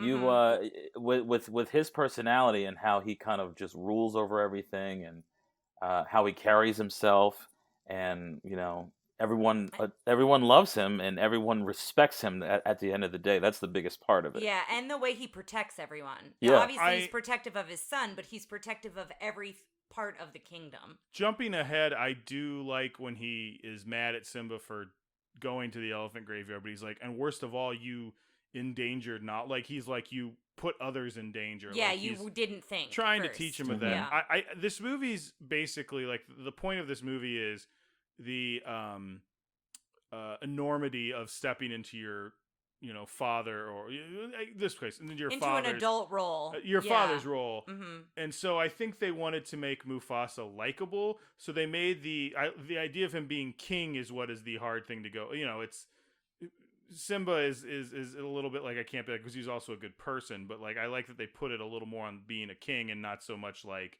I feel like in other movies that do this, it's like you need to, the father's an imposing figure, like in a not great way, and in this way, like everybody loves Mufasa. Yeah, and I think they get that across really well. Mm-hmm. And so we then see the hyena in the Pride Lands. Well, we hear them. Yes. The gopher receives information from the underground. From the underground. Can we talk about the animal pun parade that is Zazu's morning report? Oh my gosh, it's so good. I've never. And it's watch partly this movie the with subtitles. Like that's part of it with what we do with this. But like, he has so many like good little quips. And I can't remember any now. But like, we were just. Because we know what Mufasa and Simba are going to do. We've seen the movie. We were just listening to that, and I was like, this is fascinating. Yeah, Zazu has a lot of lines that we all I love the part at. where he said that cheetahs never prosper. Yes, that was a good one. I also, you guys didn't realize this was Rowan Atkinson, who's Mr. Bean and the shop clerk from Love Actually. Yes, no, I didn't realize that, which is great. Yeah, that's amazing. I love Zazu. I think I had a Zazu stuffed animal too. I had a lot of the Lion King stuffed animals. You have a lot of stuffed animals. I did, yes. So then we see Simba with Scar. And so again, now you're seeing how Scar is able to manipulate a child, which is obviously much easier to do than Mufasa, right? But we kind of see how this works and their relationship. I love when he flops down on the ground. Yes, he's so dramatic. He's so sarcastic that, oh, goody. Like that whole... A monkey's uncle. Yeah, he's so good. And we'll talk about it in the ranking, but that totally goes into like his strength as a villain. But he mentions the elephant graveyard on accident, and I'm saying that in big air quotes, right? Yeah. And so Simba goes to get Nala, and that's where they want to go, but they kind of lie and tell their moms they're going to the watering hole, and they're like, you can go as long as you take Zazu. So now the whole bit is, how do we get rid of Zazu? And this is where I Just Can't Wait to Be King happens. And with a lot of the musical sequences, I'm not going to talk a ton about them because you really just need to watch them. They're so good. But Ryan, you mentioned forgetting how when he jumps down, everything changes with the color palette. Like, not even subtly. Like, it switches to a different background, like with the kind of a starburst. And the design, cool. Like everything about it. It's really neat. The way they do that. It's much brighter colors. It's lots more stylized. I really, really forgot how much I like this song. I think mostly because I like the bass notes they hit with it. Like, this might be my pick for best song, but we'll get there later. It's also hard for me to not watch this movie and think of the direct scenes that I would play in the Super Nintendo game.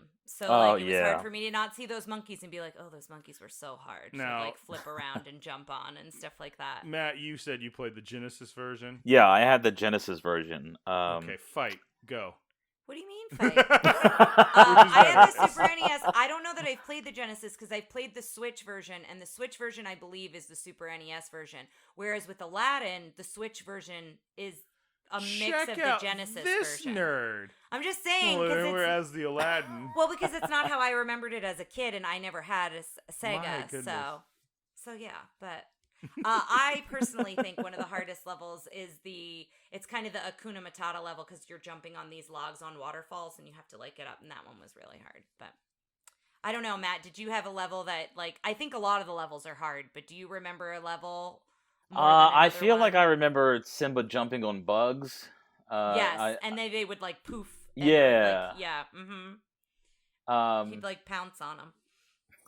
That's really the only thing I remember of That's it. fine. You particularly, Tara, went, oh, the blue monkeys. When the I blue know. monkeys Well, showed I've up. also played it recently because I had it for Switch, so I think I played it last year. I got it, so it's more in my mind. But we also didn't talk about when Mufasa teaches Simba to pounce.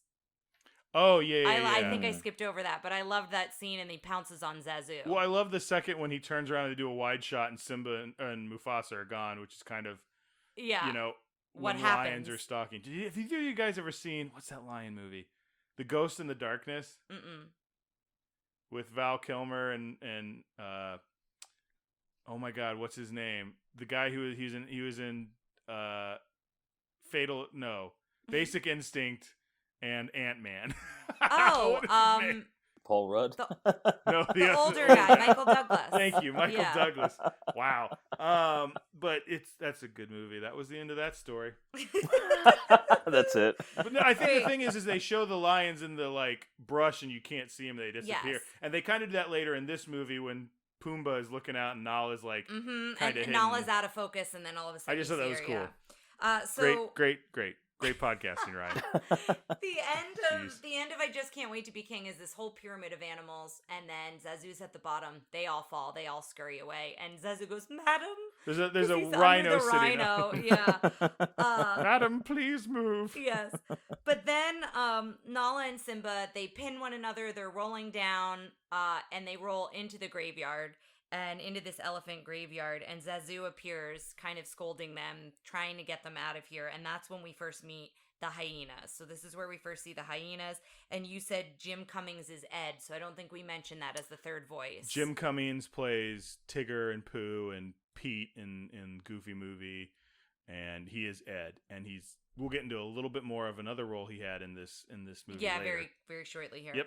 So then I wrote here, it's really scary. This is like a very scary scene. I mean, I watched this relatively young, but this scene when they're tormenting Zazu and they're like putting him over the birdie boil or whatever they call it.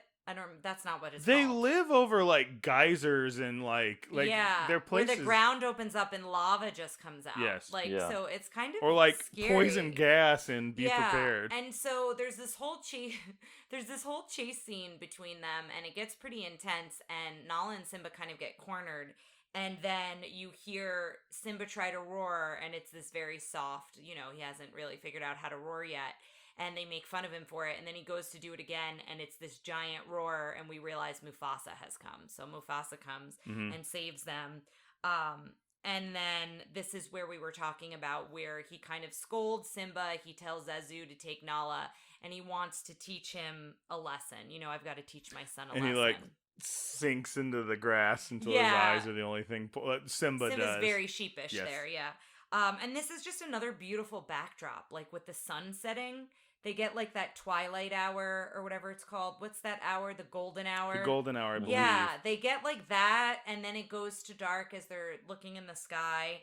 And then when Simba says, "We're pals, we're always going to be together," that's probably when I started crying about Mufasa dying. Like that line, really got me. That's when it started. Yeah, the foreshadowing that at least I kind of saw as a kid.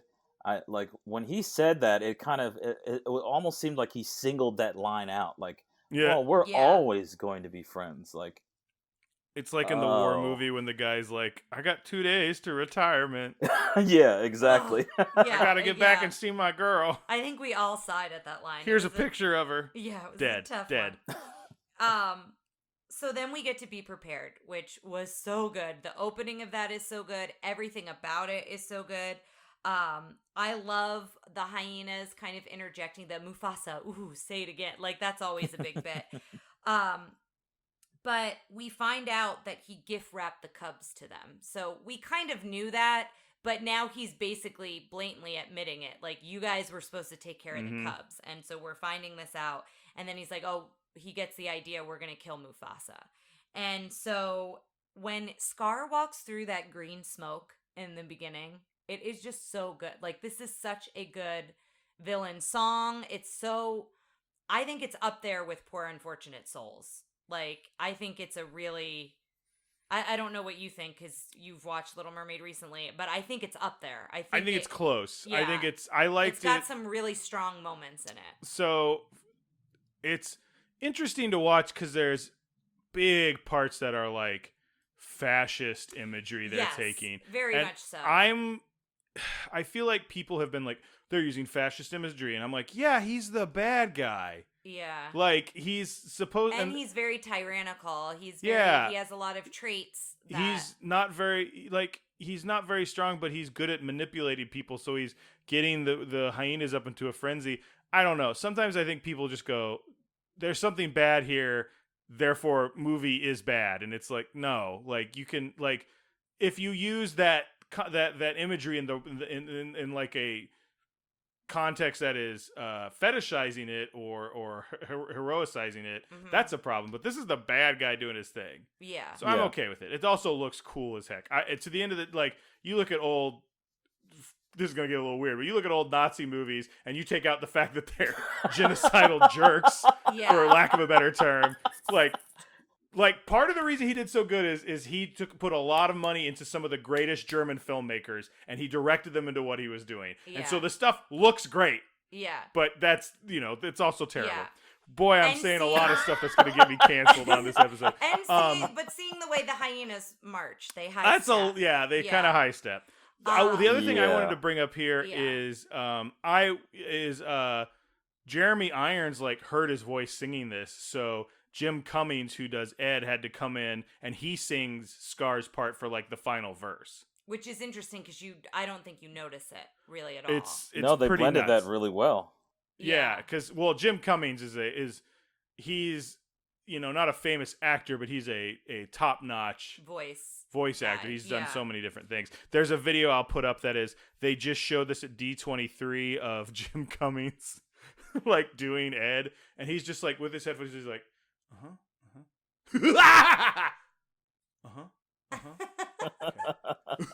and he just does it, and the audience loses their mind. It's amazing. The other thing I wanted to mention is kind of towards the end, and be prepared.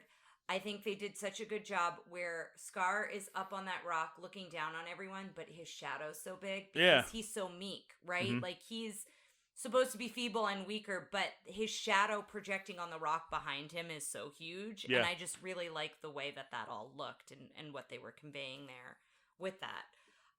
But then we cut to Scar with Simba and telling him he's going to be surprised. And, the surprise is just for you and your daddy. And tells him to stay there, don't come with me. He basically belittles him before he leaves, though. He's like, you don't want to get in trouble like you did in the graveyard. And he belittles him about his roar. He's so good at making someone feel like they're nothing. He's really good at that. Yeah. And we see all the wildebeest calm and the hyenas waiting for the signal from Scar, and then all of a sudden the rumbling of the ground, and that's when it starts, and the way the music builds here, and just everything about it. Well, I just remember the shot of Simba's face that's an extreme zoom in. And this whole thing is very scary. Scar runs to tell Mufasa what's going on. Mufasa gets knocked down several times. He winds up saving Simba, who's up on a branch, struggling to climb up. So Simba goes to meet Mufasa. He thinks he's going to meet him at the top, and then he hears him fall. And then we, as the viewer, know what actually happens. Long live the king. Yes, which is Scar pushes him to his death, which is just terrible. What did we talked about him always having his claws out? I think I mentioned it. I think so. But watching it really was interesting. Mm-hmm. And then just real quick, I do remember there's a scene in Just Can't Wait to Be King, just where Simba goes on an incline up a tree and his claws come out for a sec. Yeah. So they just have him come out just every once in a while, but I just thought that attention to detail was cool. And the same with Mufasa, his claws come in and out. Yeah. And I wrote here, I knew it was coming and I'm crying. I wrote it in my notes, sobbing. Listeners bawling, sobbing. I'm not ashamed. I'm not saying you're ashamed. But then we see Scar in the shadows as Simba. This part, we talked about this earlier, where Simba's like, Dad, wake up. That's what gets me. Is like him trying to wake up his dad, and then he like snuggles under his dad's arm, and like that whole thing. And then seeing Scar come out from like the cloud of dust, the way they did that was so cool too. He coming like out of the shadows. And then Matt said, we're going to have to quack this, but Matt was like, he's such an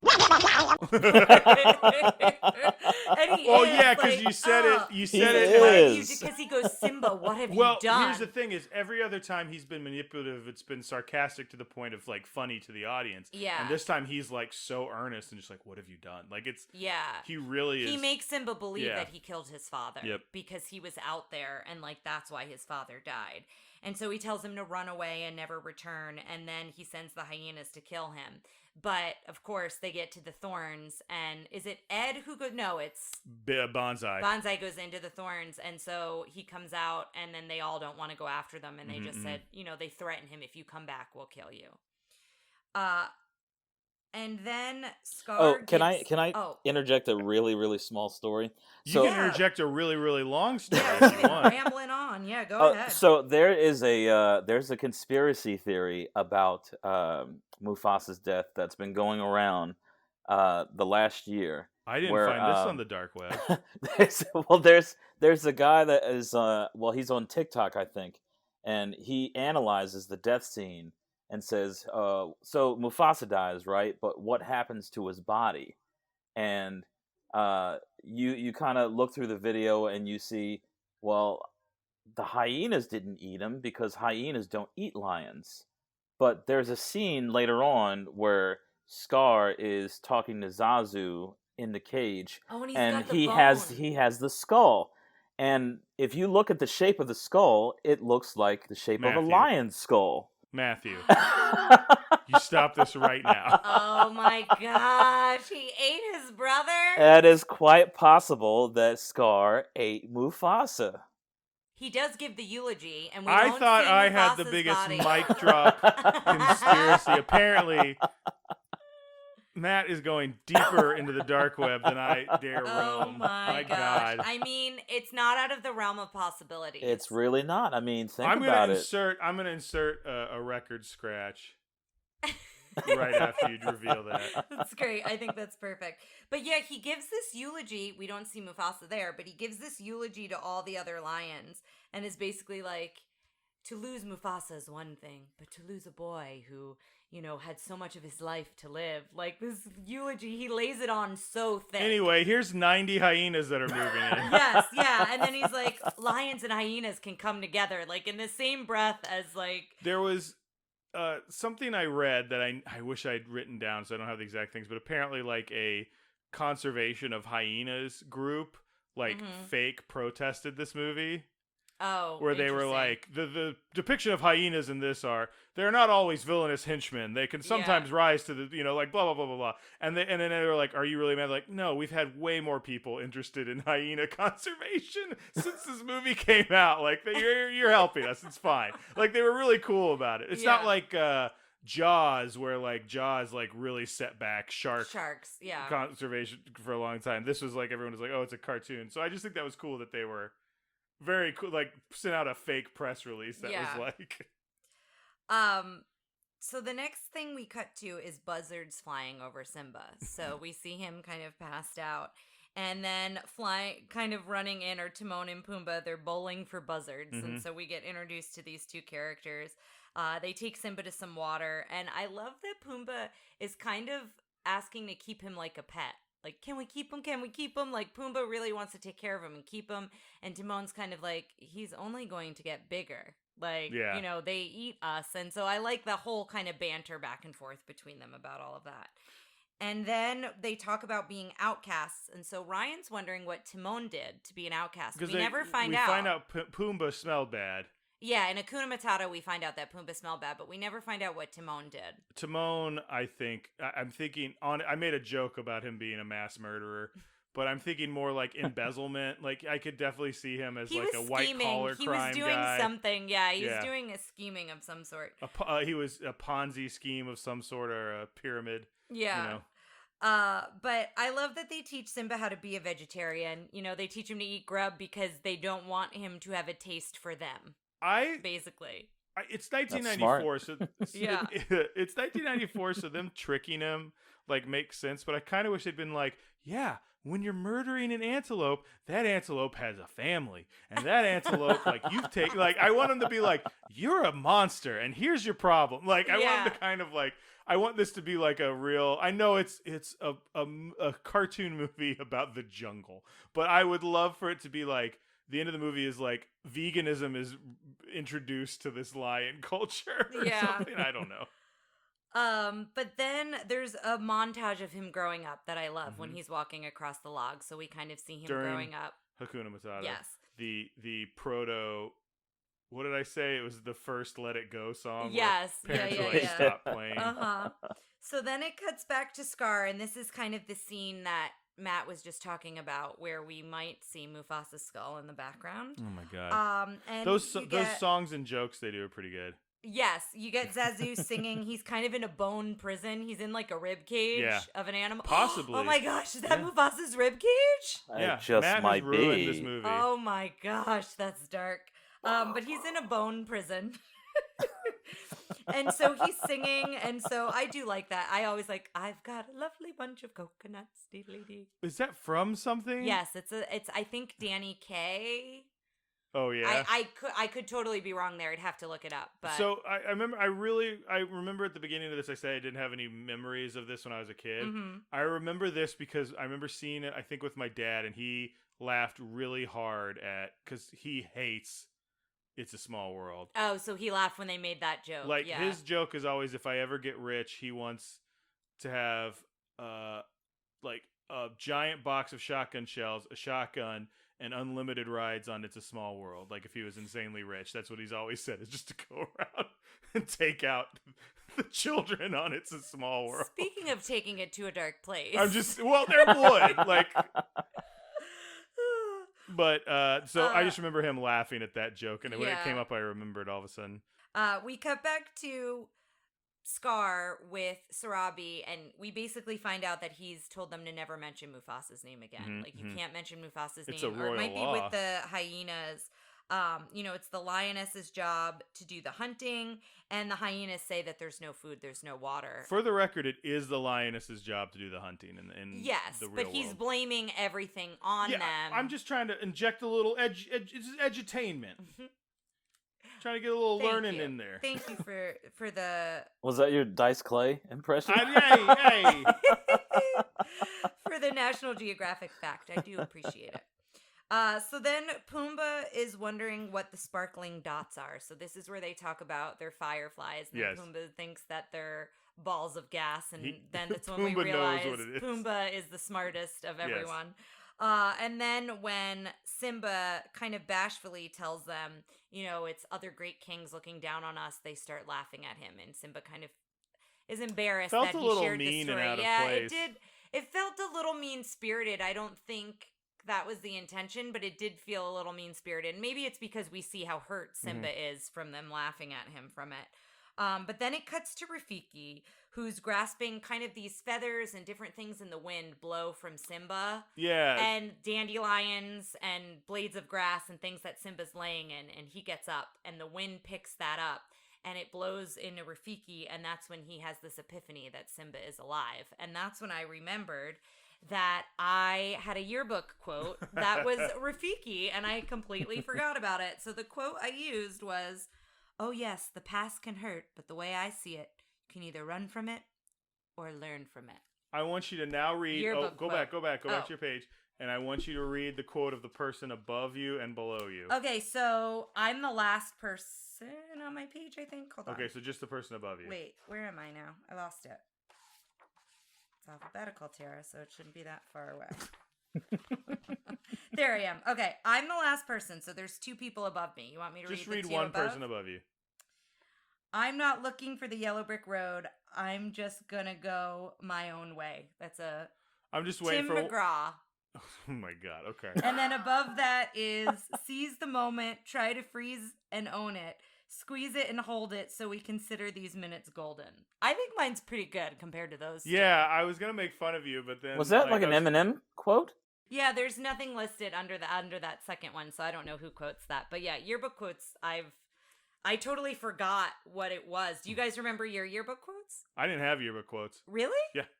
Under our names, yeah, we all had quotes. I mean, I guess you could opt to not have I had one. 1,100 people in my graduating class. I Didn't have time for forgetting quotes. about that. Texas is huge.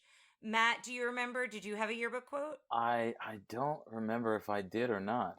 It only just said like, where do you see yourself in 10 years? And I said, I see myself as being a doctor. I mean, you still did some form of that, so I think a little you bit. did pretty good.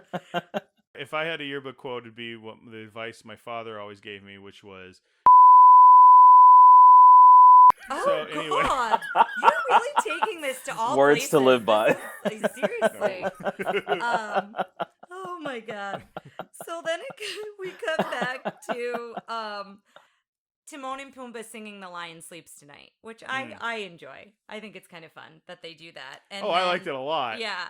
And then it cuts to Nala hunting. So this is the scene you talked about where we're following Pumbaa. He kind of gets distracted. He's humming The Lion Sleeps Tonight. He's chasing after this little bug, but he's like stealthily hunting the bug. Mm-hmm. And then we never talk about the Bugs family or any of where the bugs fit in the circle of life. That's true. That is true. But he's stealthily chasing this bug, and then we see that he is stealthily being watched by Nala. And I like the way that they do those shots where it kind of zooms in and she comes into focus, and Simba comes to their defense, and then she pins him like they did when they were kids. He realizes it's Nala, and so they're so excited to see one another. And I love that Timon is like shaking with like frustration of being like, do we not care what's happening here? She was about to eat him. He's your best friend. Like, what's happening here? Is everyone okay with this? Yeah. So that all happens.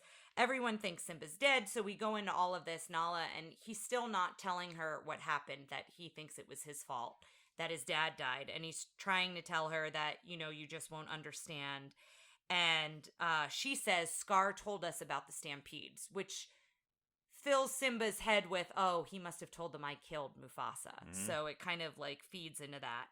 And then this is where Pumbaa and Timon find out that Simba's actually a king. And so they're kind of pretty shocked by this. I also like the responsibility the film takes with, like, previously the song, Hakuna Matata, means no worries, was, like, kind of nice. But then, like, when he uses, he's like, no worries, it doesn't matter. And they're like, no, dude, it does matter. It does matter. You have a responsibility, and you've really let a lot of people down. I like that they kind of do that to where the song is, there's a time when you want to say Hakuna Matata, and there's a time when, like, you need to stand up to stuff. And he says it later. He doesn't fully believe her that it's as bad as she says it is until he, like, comes upon this wasteland when he does go back to Pride Rock. So then, Can You Feel the Love Tonight happens, and I talked about how beautiful the water was, but we also talked about a lot of other things with this song. Baby making music. Yeah, thank you. Perfect. This is baby making music. Yes, that is the perfect way to say it. But it is a really beautiful... Because Nala gives him major bedroom eyes. She does give him major bedroom eyes. Y'all know what we're talking about. Yes. Put the kids to sleep and we can talk about it. And Princess Diaries After Dark. Yes. But the bedroom eyes are serious. And then Timon and Pumbaa are basically crying because that means, our carefree days with Simba are kind of history at this point. So then Simba and Nala, they get into their first fight. It's a pretty big fight because this is with what Ryan was saying. She's basically being like, no, you need to come back. You don't realize how bad it is. And he's trying to brush it off. And then Rafiki comes into play. And so he starts saying, who are you? And Rafiki's like, it's a secret. And I'm not confused. First Rafiki, like, is just hanging in a tree, shaking limbs and singing his song. Like, I don't know why, that always kind of weirded me out as a kid that he doesn't just show up and be like, who are you? I'm Rafiki. He's like, in the background, like, I think he's so excited that Simba's alive. He thought Simba was dead. No, he's not. He's being a weirdo. Okay, he's not. I think he's also excited, but the reason he does that is because he's a weirdo. He's eccentric. He definitely is eccentric. He's eccentric. And then we did... Both of y'all work with, like, patience and things like that. Yes. So y'all have, like, it's eccentric. I'm just like, what a weirdo. I do not have customer service. But this is where we did talk about as a group. So do we want to talk about this here or at the end? About Rafiki? Let's reflect it here. Okay. Something I noticed is Rafiki. It's hard. I feel like a common Trope? No, what I'm That's trying not to the say word you're looking is it is for something else, but that's not what I'm getting at. Okay. A common deflection of this trope is, well, it's a bunch of animals. This can't be this trope. Mm. And I'm talking about the like magical wise black person that comes in and like solves the protagonist's jumbled brain and leads him on his way. And it feels like Rafiki does that in some ways here. I'm talking about like Bagger Vance. I think, Matt, you said Morgan Freeman in pretty much every Morgan Freeman movie. Yeah, exactly. And I think he does do that trope here. We all kind of, as soon as I said it, we all kind of agreed. Yeah, we watched it, and it does feel that way. I think it's a less drastic's the wrong word, a less intense version because of it. Because they're it's animals. But he's also the only animal with an actual African yes, and I mentioned that at the accent. start. Yeah. It's played by a black actor, and I definitely think it's there, and it's something to kind of like, maybe discuss with your kids or think about yourself or something there. So we just wanted to approach it. I don't know if you guys have other thoughts. Matt, I know you brought up kind of the course correction of this that was done with the new Lion King movie.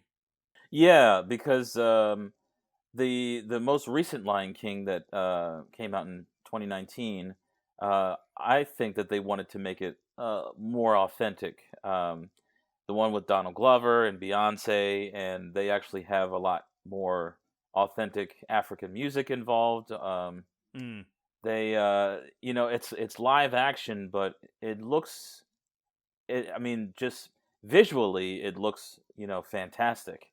It follows a little bit, maybe the first 20 minutes, it follows like line for line of the actual Lion King movie, and then it kind of veers off into its own direction because it's its own kind of movie. So, okay.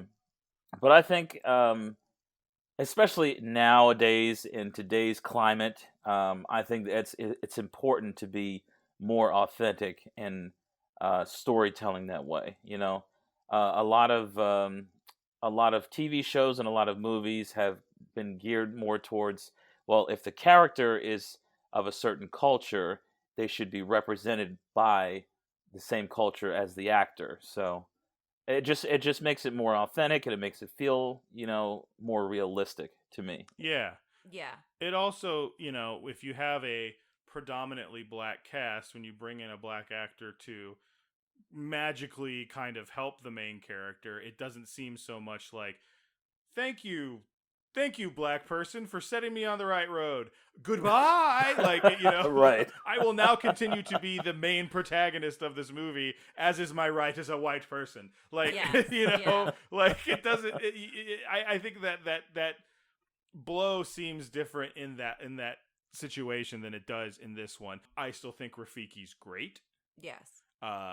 He cracked me up. Like, he's got some really good scenes. I love the bit back and forth with, he won't tell him his name, and he's like, I'm not confused, you're confused. And I just like that whole bit that like Simba is very confused because he's like, I have no idea who you are. Like, and Rafiki knows who he is. I think Rafiki is due for some more, examination of his story, much like Obi-Wan Kenobi is getting his own Disney Plus show showing let's get a Rafiki show. How he watched Luke grow up and what happened there. We should have a Rafiki show where Rafiki is always in the background kind of watching Simba as he, after he knows he's still alive, and kind of checks him out and goes on adventures. Let's get a Rafiki show. I'm into it. Rafiki on Disney Plus. Let's do this. I'm here for it. Yes. But he talks about how his father is still alive. I know your father. I know Mufasa. And this is where we see Simba looking at his reflection in the water. And when he looks hard enough, he sees Mufasa in him. And he lives in you, is the quote that Rafiki says. And then Mufasa comes to Simba in the clouds and tells him, I don't know if he says, does he say he doesn't say. You have forgotten me. Yes. And he says, no, I didn't. He goes, you've forgotten me because you're not being true to yourself, or that's something. What it is. Something along those lines. And then that's. Something great. Yeah. James Earl Jones. It was really great. And then that's where Rafiki like hits him on the head saying about the past can hurt, but it's in the past. I thought that's what your quote was going to be. Yeah, I mean, that's a good one too. Well, it is. I just didn't use the whole thing. Right, Yeah. okay. So then it cuts back to Timon and Pumbaa, and they're sleeping, and Nala wakes them up. And I love that they are like, you cannot do that to us. Like, you cannot just wake us up like that. And so then Rafiki just shows up to them. None of them know who he is. And he's like, the king has returned. And I was saying to Matt... That's when Timon's like, hey, it's old Ben Rafiki. And he's like, old Ben Rafiki. There's a name. I don't know. This is a stupid joke. But I feel like he feels like like they know him because it's like, oh, it's that crazy mandrill that lives in the area. Who's been following us around. Well, it seemed to me for some reason this on this viewing that Rafiki lived closer to Timon and Pumbaa than he did to Pride Rock. Yeah. I don't know why, but like I feel like Timon and Pumbaa know him as that crazy old man who lives nearby. Yeah. But when he says the king has returned, I talked about how that was always the save on the Super NES games, like the king has returned, and then it would go back to it or whatever. But then we see the montage of Simba running home. It cuts to Pride Rock as a wasteland, and Simba really realizes like how serious this situation is. And then it cuts to Scar screaming at Sarabi, and as soon as he like swats at Sarabi, you see Simba up and the lightning, and everyone thinks it's Mufasa, and even Scar is almost thinking like, oh my god, it's Mufasa, he's back. And so I kind of like that bit a little bit. And then that's where Scar then gets sing-songy, you know, trying to apologize, trying to like manipulate his way out of it. And this is where he starts calling Simba a murderer. He tries to manipulate him here, like, you killed Mufasa, tell them all. And it's this whole scene, and Sarabi gets really upset. And then as Simba and Scar start to fight, Simba, the identical scene of where Mufasa falls from a high height, Simba is kind of in the same position. And then Ryan said Scar ruins it by being a Bond villain and telling him... he's got to, you know... If he just kept his mouth shut... But he tells him that it was him who killed Mufasa. But I think that's so his character. Like, even though yes. I said that, like Scar's just like, I can get away with anything. I think he was bursting to tell someone, and I think it bothered him that no one knew that he did that. I really, I think that that's part of his character. But that happens. This whole fight happens between them. Rafiki joins in on the fight. Rafiki against the hyenas. He does some... Martial arts. Martial arts. You've got Timon and Pumbaa who are there helping in on the fight. Oh, we didn't talk about the whole hula scene. The hula song is so good. We talked about this on the Facebook page when we were doing our henchman sidekick bracket. Yeah. Because there was a little bit of like, is it a little homophobic or transphobic for Timon to go, what do you want me to do? Dress and drag, and it's like, well, it's not drag because all he's wearing is the skirt, well, and that also, is all genders wear the skirt and the traditional luau. Yeah, just want to put that out there. Also, it was an improvised line by Nathan Lane. Yes. I don't know if that lends. It's also 1994. Yes, I don't know where that lends. It's a gay man saying that. I think he has a little more clout. I don't know. Yeah.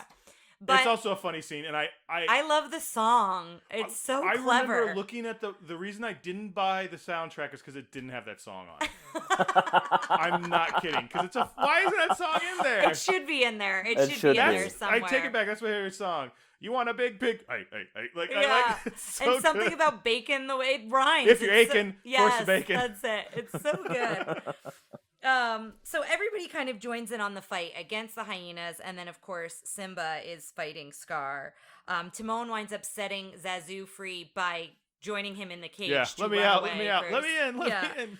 And then Scar. This ending is very scary. They're all in like fire. Like a fire starts because it's so dry because there's no water and the lightning hits, and a fire starts, and so there's fire everywhere surrounding Simba and Scar, and Simba basically quotes Scar and tells him, I'm not going to be like you. I'm not going to kill you, but run away. Like, leave and never return. I forgot that's what Scar said to him. Yeah, so he says dummy. it.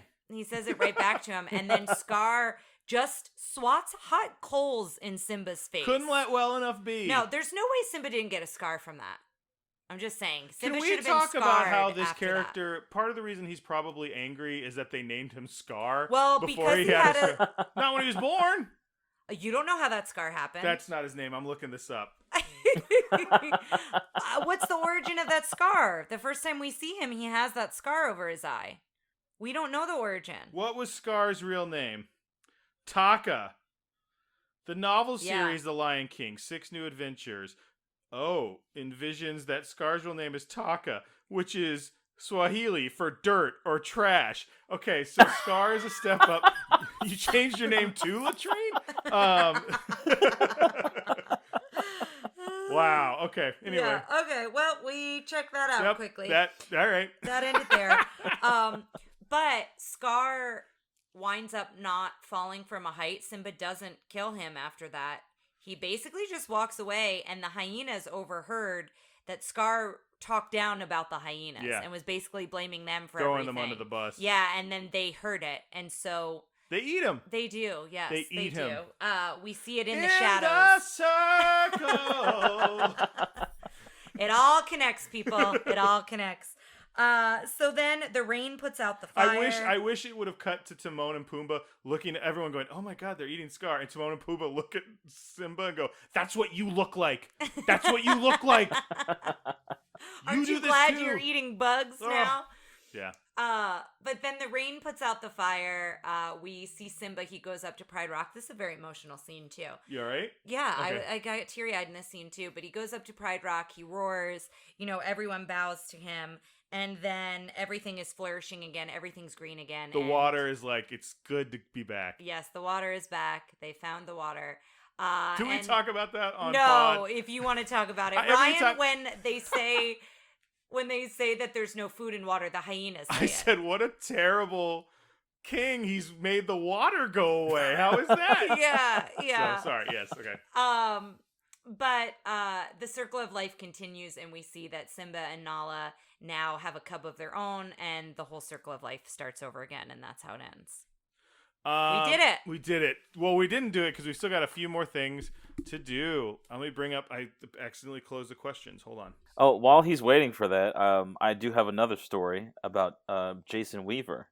Yes, go ahead. Oh, have you said we didn't on mention pod we didn't about Jason mention Weaver? him on pod, so we should say that. So Jason Weaver is the singing voice of young Simba. Yes, yes, he is. Okay. Jason Weaver, great actor, played Michael Jackson in the Jackson 5 movie.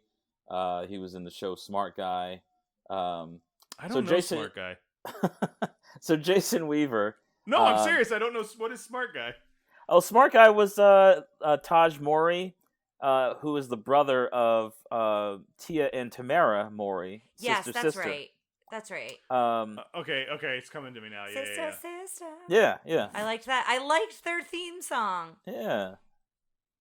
So Jason Weaver, he got notified from Disney that they were going to send him a check for $2 million for singing the voice of Simba for the movie. And of course, this was like the biggest check he's ever seen because he's done work in that Michael Jackson movie, and this was nowhere near anything like that. So yeah, after getting over the initial excitement of it, his mother kind of steps in and says, "You know what? We're going to renegotiate this, and we're going to take a royalty deal." And good so for her. They ended up bargaining for $100,000. Initially as a first payment, and then a royalty deal for the rest of his life. So every time that they make another Lion King, or if they even promote Lion King or anything like that, Jason Weaver gets a check.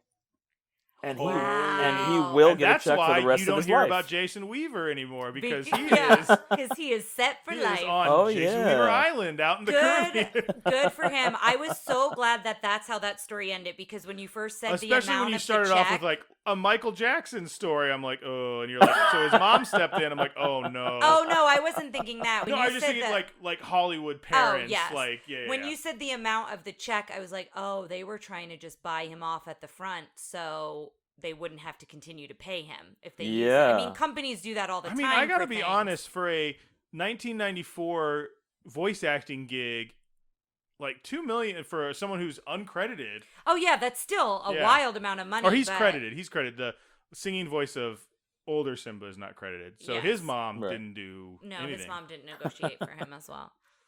So at the end of every episode, we have our questions we go over. So here we go. How is the princess? And the princess in this one is Simba. I loved Simba. I thought he was great. Yeah. I did too. I mean, I think we've got. I like them. They're all With good people. and with some of these questions, Good people. With some of these questions, we've already kind of gushed on some of the characters while we've been talking. But yeah, I think we're all in agreement that we really liked Simba. How was the prince? That's typically our lead romantic interest. Now, I feel like there's two emotional connections here. And number one is him and Nala. Mm-hmm. I think that's obviously the prince-princess relationship, and she's fine. I like her. I like that she comes back and gets him. I like that she's strong. Like, I like that she doesn't back down to him. I like that she kind of holds him accountable. Mm-hmm. And I like that, the laugh in the face of danger. He says that to her in the elephant graveyard, and she brings it back to him. Mm-hmm. When he talks about not wanting to go back home. And honestly, she was the one that kind of made him remember who he was. Like, she kind of put that spark in his brain that you are bigger and better than what you have become. So yes. Yeah. Mm-hmm. I liked her a little bit better when she was a kid. I for some reason, that those two characters have a disconnect to me. I don't know, because you probably don't see them a little bit for a while, and then she's older. I don't know. I also think the other real emotional connection in this movie is between him and Mufasa. Agreed. And yes. We've all gushed over Mufasa. We don't. I'm in love with Mufasa. I'm in love with that relationship. I'm in love with Mufasa. Mm-hmm. Well, and I think,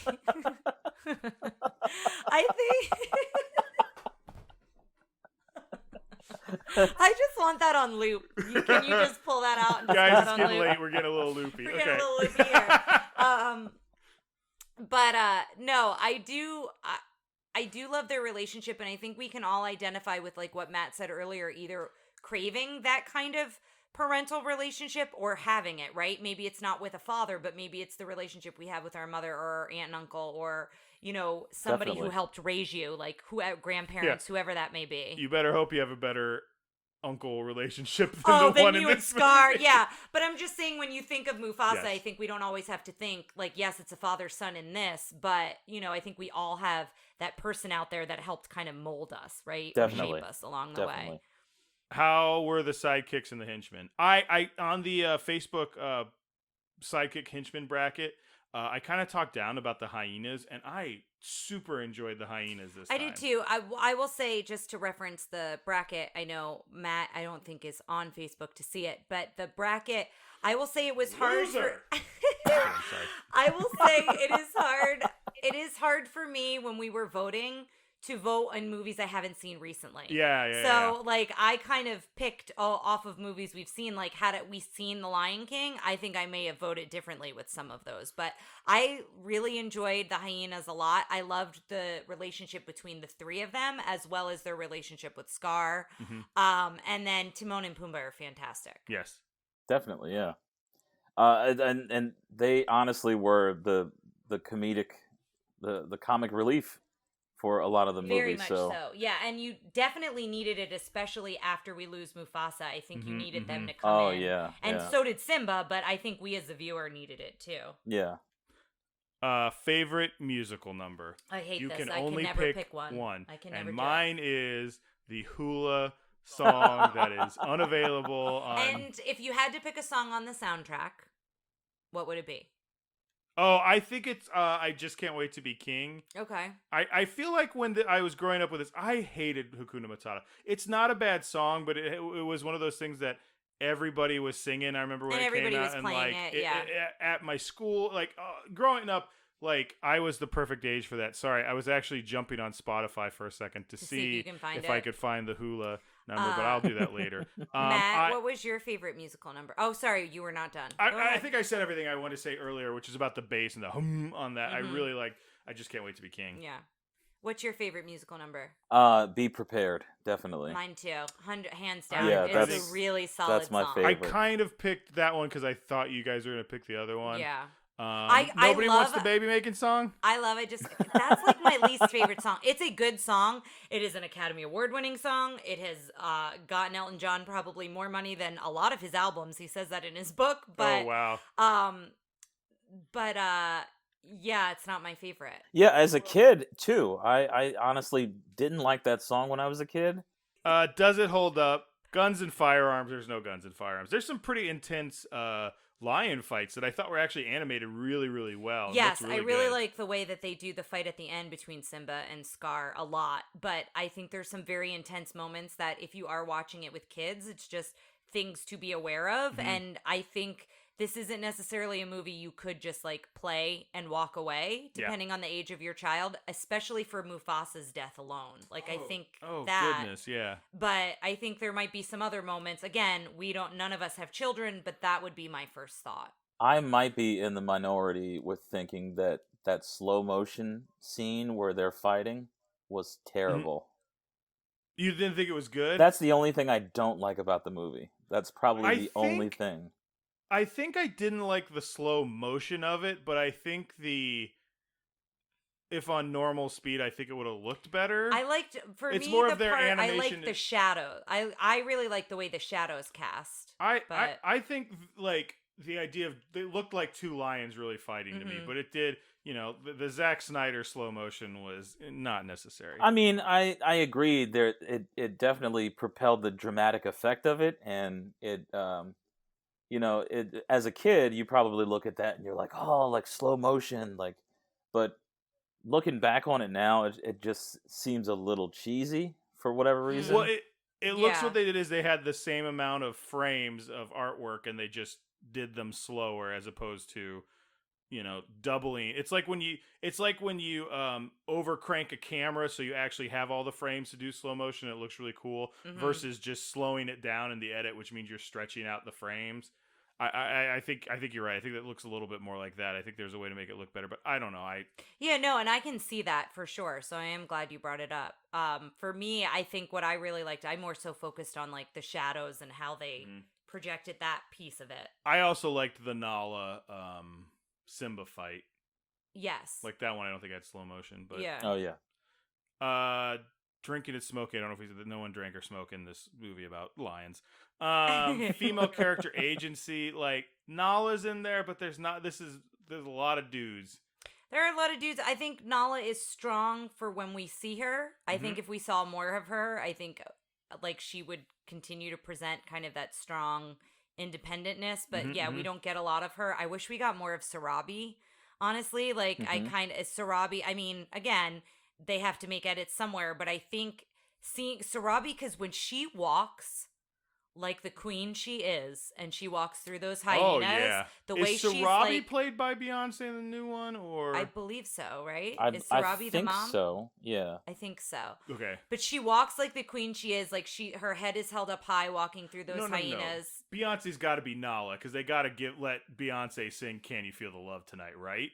There's no way you have Beyonce in a Lion King movie. You don't let Beyonce sing Can You Feel the Love Tonight. Come on, guys. What are we doing? But for me, I think like that showed her fierceness when she was going to Scar and basically telling him like, we have to go, like we can't stay here. She did not flinch at all the hyenas. She was, So I wish we saw more of that. So Robbie and Rafiki have to go have adventures. Sorry to interrupt, but the Sarabi in the new Lion King was played by Alfre Woodard. Oh, yes, I'm seeing that here too. So we were right. So Beyonce's got to sing "Can You Feel the Love Tonight." Come on, you have Childish Gambino and Beyonce in a movie together, and you're not going to give them a duet? Come on. No, young Nala. Well, that's young Nala. There she is. She's Nala. Okay, so it's just weird that she wasn't in the snapshot when just want to point out that the top 4 billed movies for Beyonce on IMDb are, of course, Dreamgirls, Obsessed, The Lion King, and Austin Powers in Goldmember. If we all remember her in that. She's come a long way. Yes, she has. So ethnic representation. We talked a bit about about Rafiki. There's another thing I want to talk about, which is there's some controversy about the hyenas, and that they were. There's a very quick sentence in Wikipedia about them feeling like misrepresentations of Latino and Black stereotypes and gang stereotypes. Oh, interesting. Okay. I know that they, the only Latino voice actor in the movie is in there, Cheech Marin. Whoopi Goldberg's in there, so that's a Black actress. And then Jim Cummings is white, but like, I didn't get that from this. I'm also a white dude, so whatever. Do you guys have any perspectives on that, or? I never really saw them as a gang. I don't think. Yeah, I never really saw that. Like, I didn't. I mean, I know they had a dynamic of being a trio unto themselves, but Yeah. I never really. Yeah, I never really got I that never sense. made that connection, and I don't. But again, yeah, yeah. So If you feel otherwise, please, as always, feel free to send us an email or call us at 707 yo TRPD1. Right, 707 yo TRPD1. Anyway, so I think that we covered pretty much all this stuff there. Unless you guys got anything else you want to add to the I don't ethnic think so. representation No. discussion. Cool. So now it is time to do the infallible scientific villain ranking. yes, Matthew, are you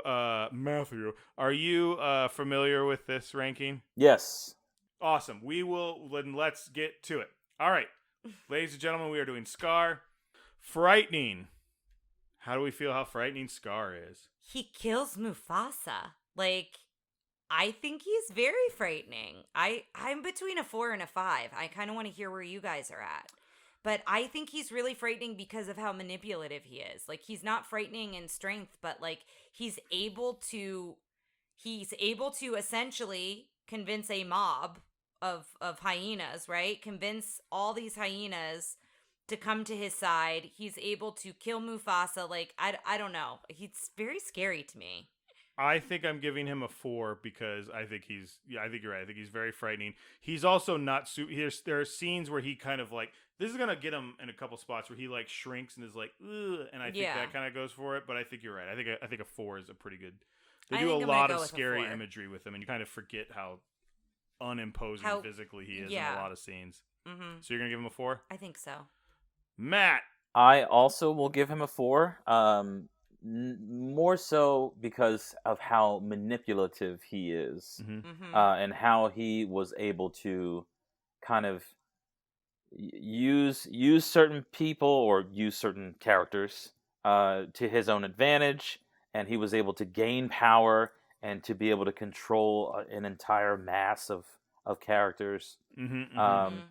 And to me, that's more frightening than anything. More so than brute strength.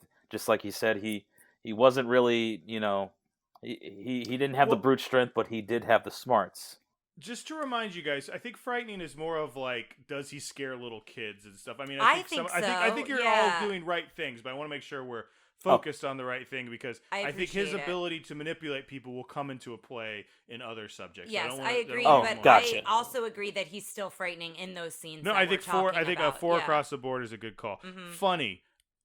He's very funny. Yeah. Because he's so sarcastic. Like, if you have that sense of humor, I'm between a 4 and a 5 on this one for him. I think I'm going to give him a 4. Same. But I laughed at a lot of his lines, especially in the beginning. As the movie goes on, he gets a little bit darker. But his humor in the very beginning, I think he's very funny.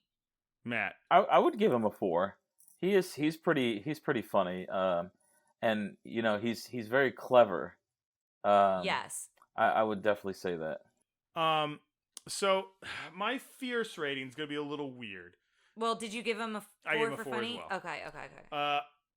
Because my go-to term for fierce is drag queen energy, and I said earlier he feels like he, having just watched RuPaul, feels like a lot of his banter is like from the back when they're backstage, like kind of the beginning of the next episode talking about what happened at the end of the previous episode.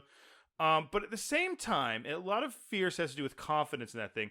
There are so many shots where he has, for lack of a better term, Gollum energy, where he's like, "Oh, don't hurt me," and that he's very pathetic, meek, almost. That it makes me disrespect him, like in a weird way. So to me, I think he gets a hard 3 for fierce. For fierce, I think it has a lot to do with that don't hurt me scenes. So you've persuaded me, because I think I was in between a 3 and a 4, but I think you're right. I think his manipulativeness, I guess, doesn't necessarily give him a strong, fierce characteristic, right? Like, so yeah, I think you've persuaded me. I think I'm going with a 3 on that one. I would give him a 4, if that's the case. It just from his body language, how he sachets very slowly, how he does that. He dramatically jumps and pounces down onto the ground, and the dust will lift when his feet hit the ground, and just from that, I would say he's pretty fierce. So then the next one we have is effective. I would like to campaign that Scar deserves a 5. I think he does too. Because effectiveness is always, do they accomplish their evil plan? And Scar's evil plan is to rule Pride Rock. And he does it for longer than Ursula was Queen of the Sea. Yes. Which is our kind of our standard goal for and a the 5. other thing is he thinks he killed Simba. Like, in For all intents and purposes, years. Simba is dead. Like, he has completed, and he kills Mufasa. Like, just for that, I think he gets a 5 for that. Yeah, I'm willing to give him a 5. Yes. I would have to agree with that. Yep. Okay. I'm really excited to see where he's going to land. He's Well, going to be high up there. Because the next thing is design, and let me give you my number and I'll give you my reasoning, because he starts at a 5 for me. Okay. For a lot of things. The way he looks, the fact that he is they talk about, like, they wanted him to not be physically imposing and how hard that was to do. Mm-hmm. Matt, like you said earlier, his walk, his movement is so like moi. Like, he does such a good job of that, and it's so well done. I will dock him 1 single point. Whoa. For the potential copyright infringement from Kimba, the character from Kimba. He looks a lot like Claw, so he gets a 4 from me. Okay, I can see that. I'm giving him a 5 because Okay, I didn't that's know your Kimba right. existed until today. I agree that he does look like him, but I also like when you were I agree with all the things you said about why you give him a 5. The claws out, which we mentioned. Yes. I think that was something that we were very aware of. Also, when you look at him from behind, and I don't want this to sound like now how it sounds, but all right. no, but when he walks away, He's got a sweet caboose. That's what you're saying. No. Don't edit that part out. But when he walks away, when you see like the width of Mufasa's shoulders, like from that perspective, and also Mufasa's backside, like he's so he looks broad, a little but bony. he's so skinny. Like he almost no, looks like he hasn't eaten in a while. That's exactly the shot I was thinking of. I didn't put it, quite in quite like I did. Rump-loving terms as you did. Good Lord. But no, I think I really like his design a lot. I really enjoy him a lot. So he gets a 5 for me. Matt. Definitely a 5. Okay. Yeah. Whew, guys. Scar is skyrocketing. I know. I think he's in a way I was not ready for. Scar is probably my favorite villain of any of the Disney characters, with Jafar being a close second.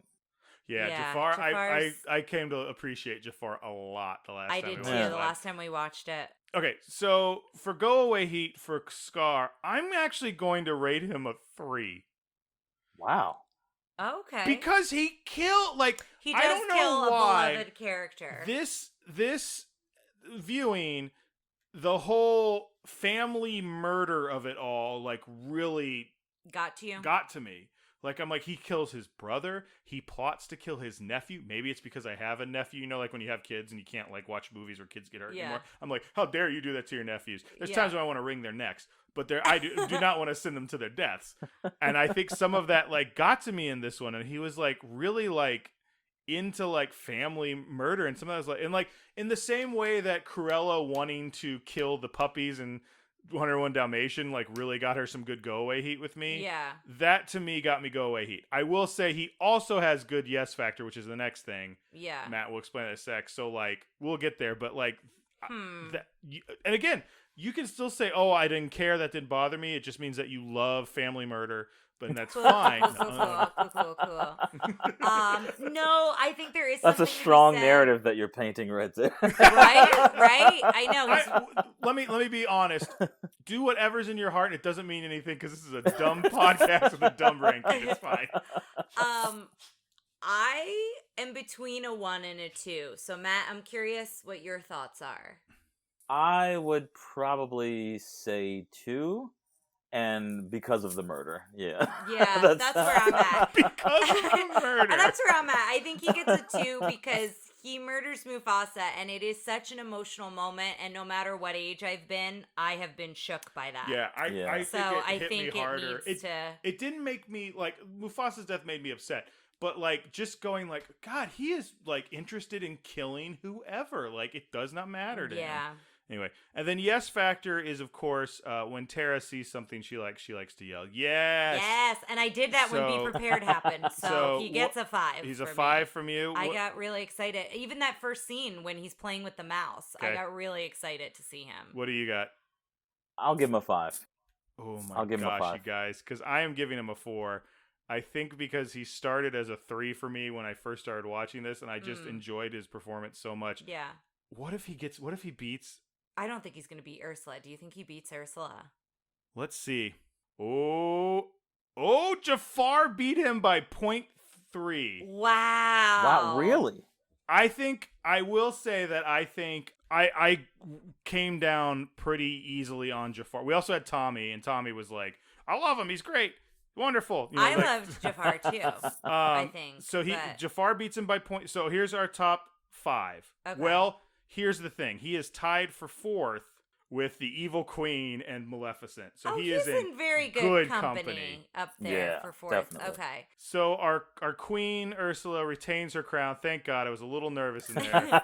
I'm excited though he deserves to be where he's at. He's a very strong Long villain. live the king. Guys, the last question we ask, and I think it's pretty much a no-brainer on this one. Do we keep this movie? Do we add it to our collection, put it in a nice VHS clamshell edition, put it on the shelf, or do we lock it away in the Disney vault? Goes on the top of my shelf. Absolutely. Top of my shelf. Absolutely. I think I liked this movie the least out of the 3 of us, and I still am like, it's a top tier Disney classic. Yeah, it's great. It's a great movie. It's great. Matt, thank you so much for going over. Oh my God, thank you for going on this journey. Potentially the longest episode we've had. And the longest time to record because I feel like we got sidetracked. We are so loopy. Thank you so much. This has been awesome. Thank you guys so much for having me. Yes, it's good to see you. We always ask our guests if they want to plug something, whether it's a personal project, whether it's some piece of media or whatever you've been enjoying during the pandemic, or if it's a general sentiment you want to put out there in the world, feel free to plug away. Nothing project-wise, but again, thank you guys, and it's always good to see you guys because you know I miss you guys. just off top. This is a great platform you guys have, and it's really cool because and this started like right when the pandemic hit, right? Yeah. So we're almost on the year anniversary. Yeah, and this has been a really great platform for not only you guys to have a nice project to have together, but for the fans, in general. So. I mean, this is awesome. So, congrats. Thanks, Matt. I could just listen to this all night. Oh, of course you could. Well, Matt, I'll ask you something because I always looked forward to your year in reviews with music. Is there anything that you're listening to musically that you recommend people check out? I've been more so geared towards a lot of hip hop. Like I've been really into Childish Gambino, aka Donald Glover, who is on the newest Lion King, Mac Miller. I still listen to my indie bands, Vampire Weekend. It was just on April 21st. It was Incubus Day. I still love Incubus. So yeah, all right. I always think of you, and I really like Science. Great, so I have that on. great album. That rotates through my liked songs on Spotify every once in a while. And I always think of you when it pops up. Oh, and big shout out to 2 of the biggest Disney fans that I know of, Tiffany and Kelly. They actually tell me how much they love Disney movies and Disney characters all the time, and how they go to Disneyland and Disney World all the time. So, shout out to them. Well, thanks again, Matt, and thanks everybody for listening. Our next movie coming up is a Goofy movie. which we have already recorded, and I will spoil something for you. Guys, I really like it. We loved it. So anyway, check out that next week, and until then, we'll see you later. Thanks for listening to Tara and Ryan's Princess Diaries. If you want to tell us your favorite Disney villain and why it's Gaston, send us an email at trprincessdiaries@gmail.com. Or you can send a tweet about how great Maleficent is to @TRPDiaries. Check out our Facebook group by searching for Tara and Ryan's Princess Diaries. Tara and Ryan's Princess Diaries are available on iTunes, Stitcher, Spotify, Overcast, and many more. Wherever you hear us, please be our knight in shining armor and give us a 5-star review. Thanks again, and until next time, remember to always live happily ever after.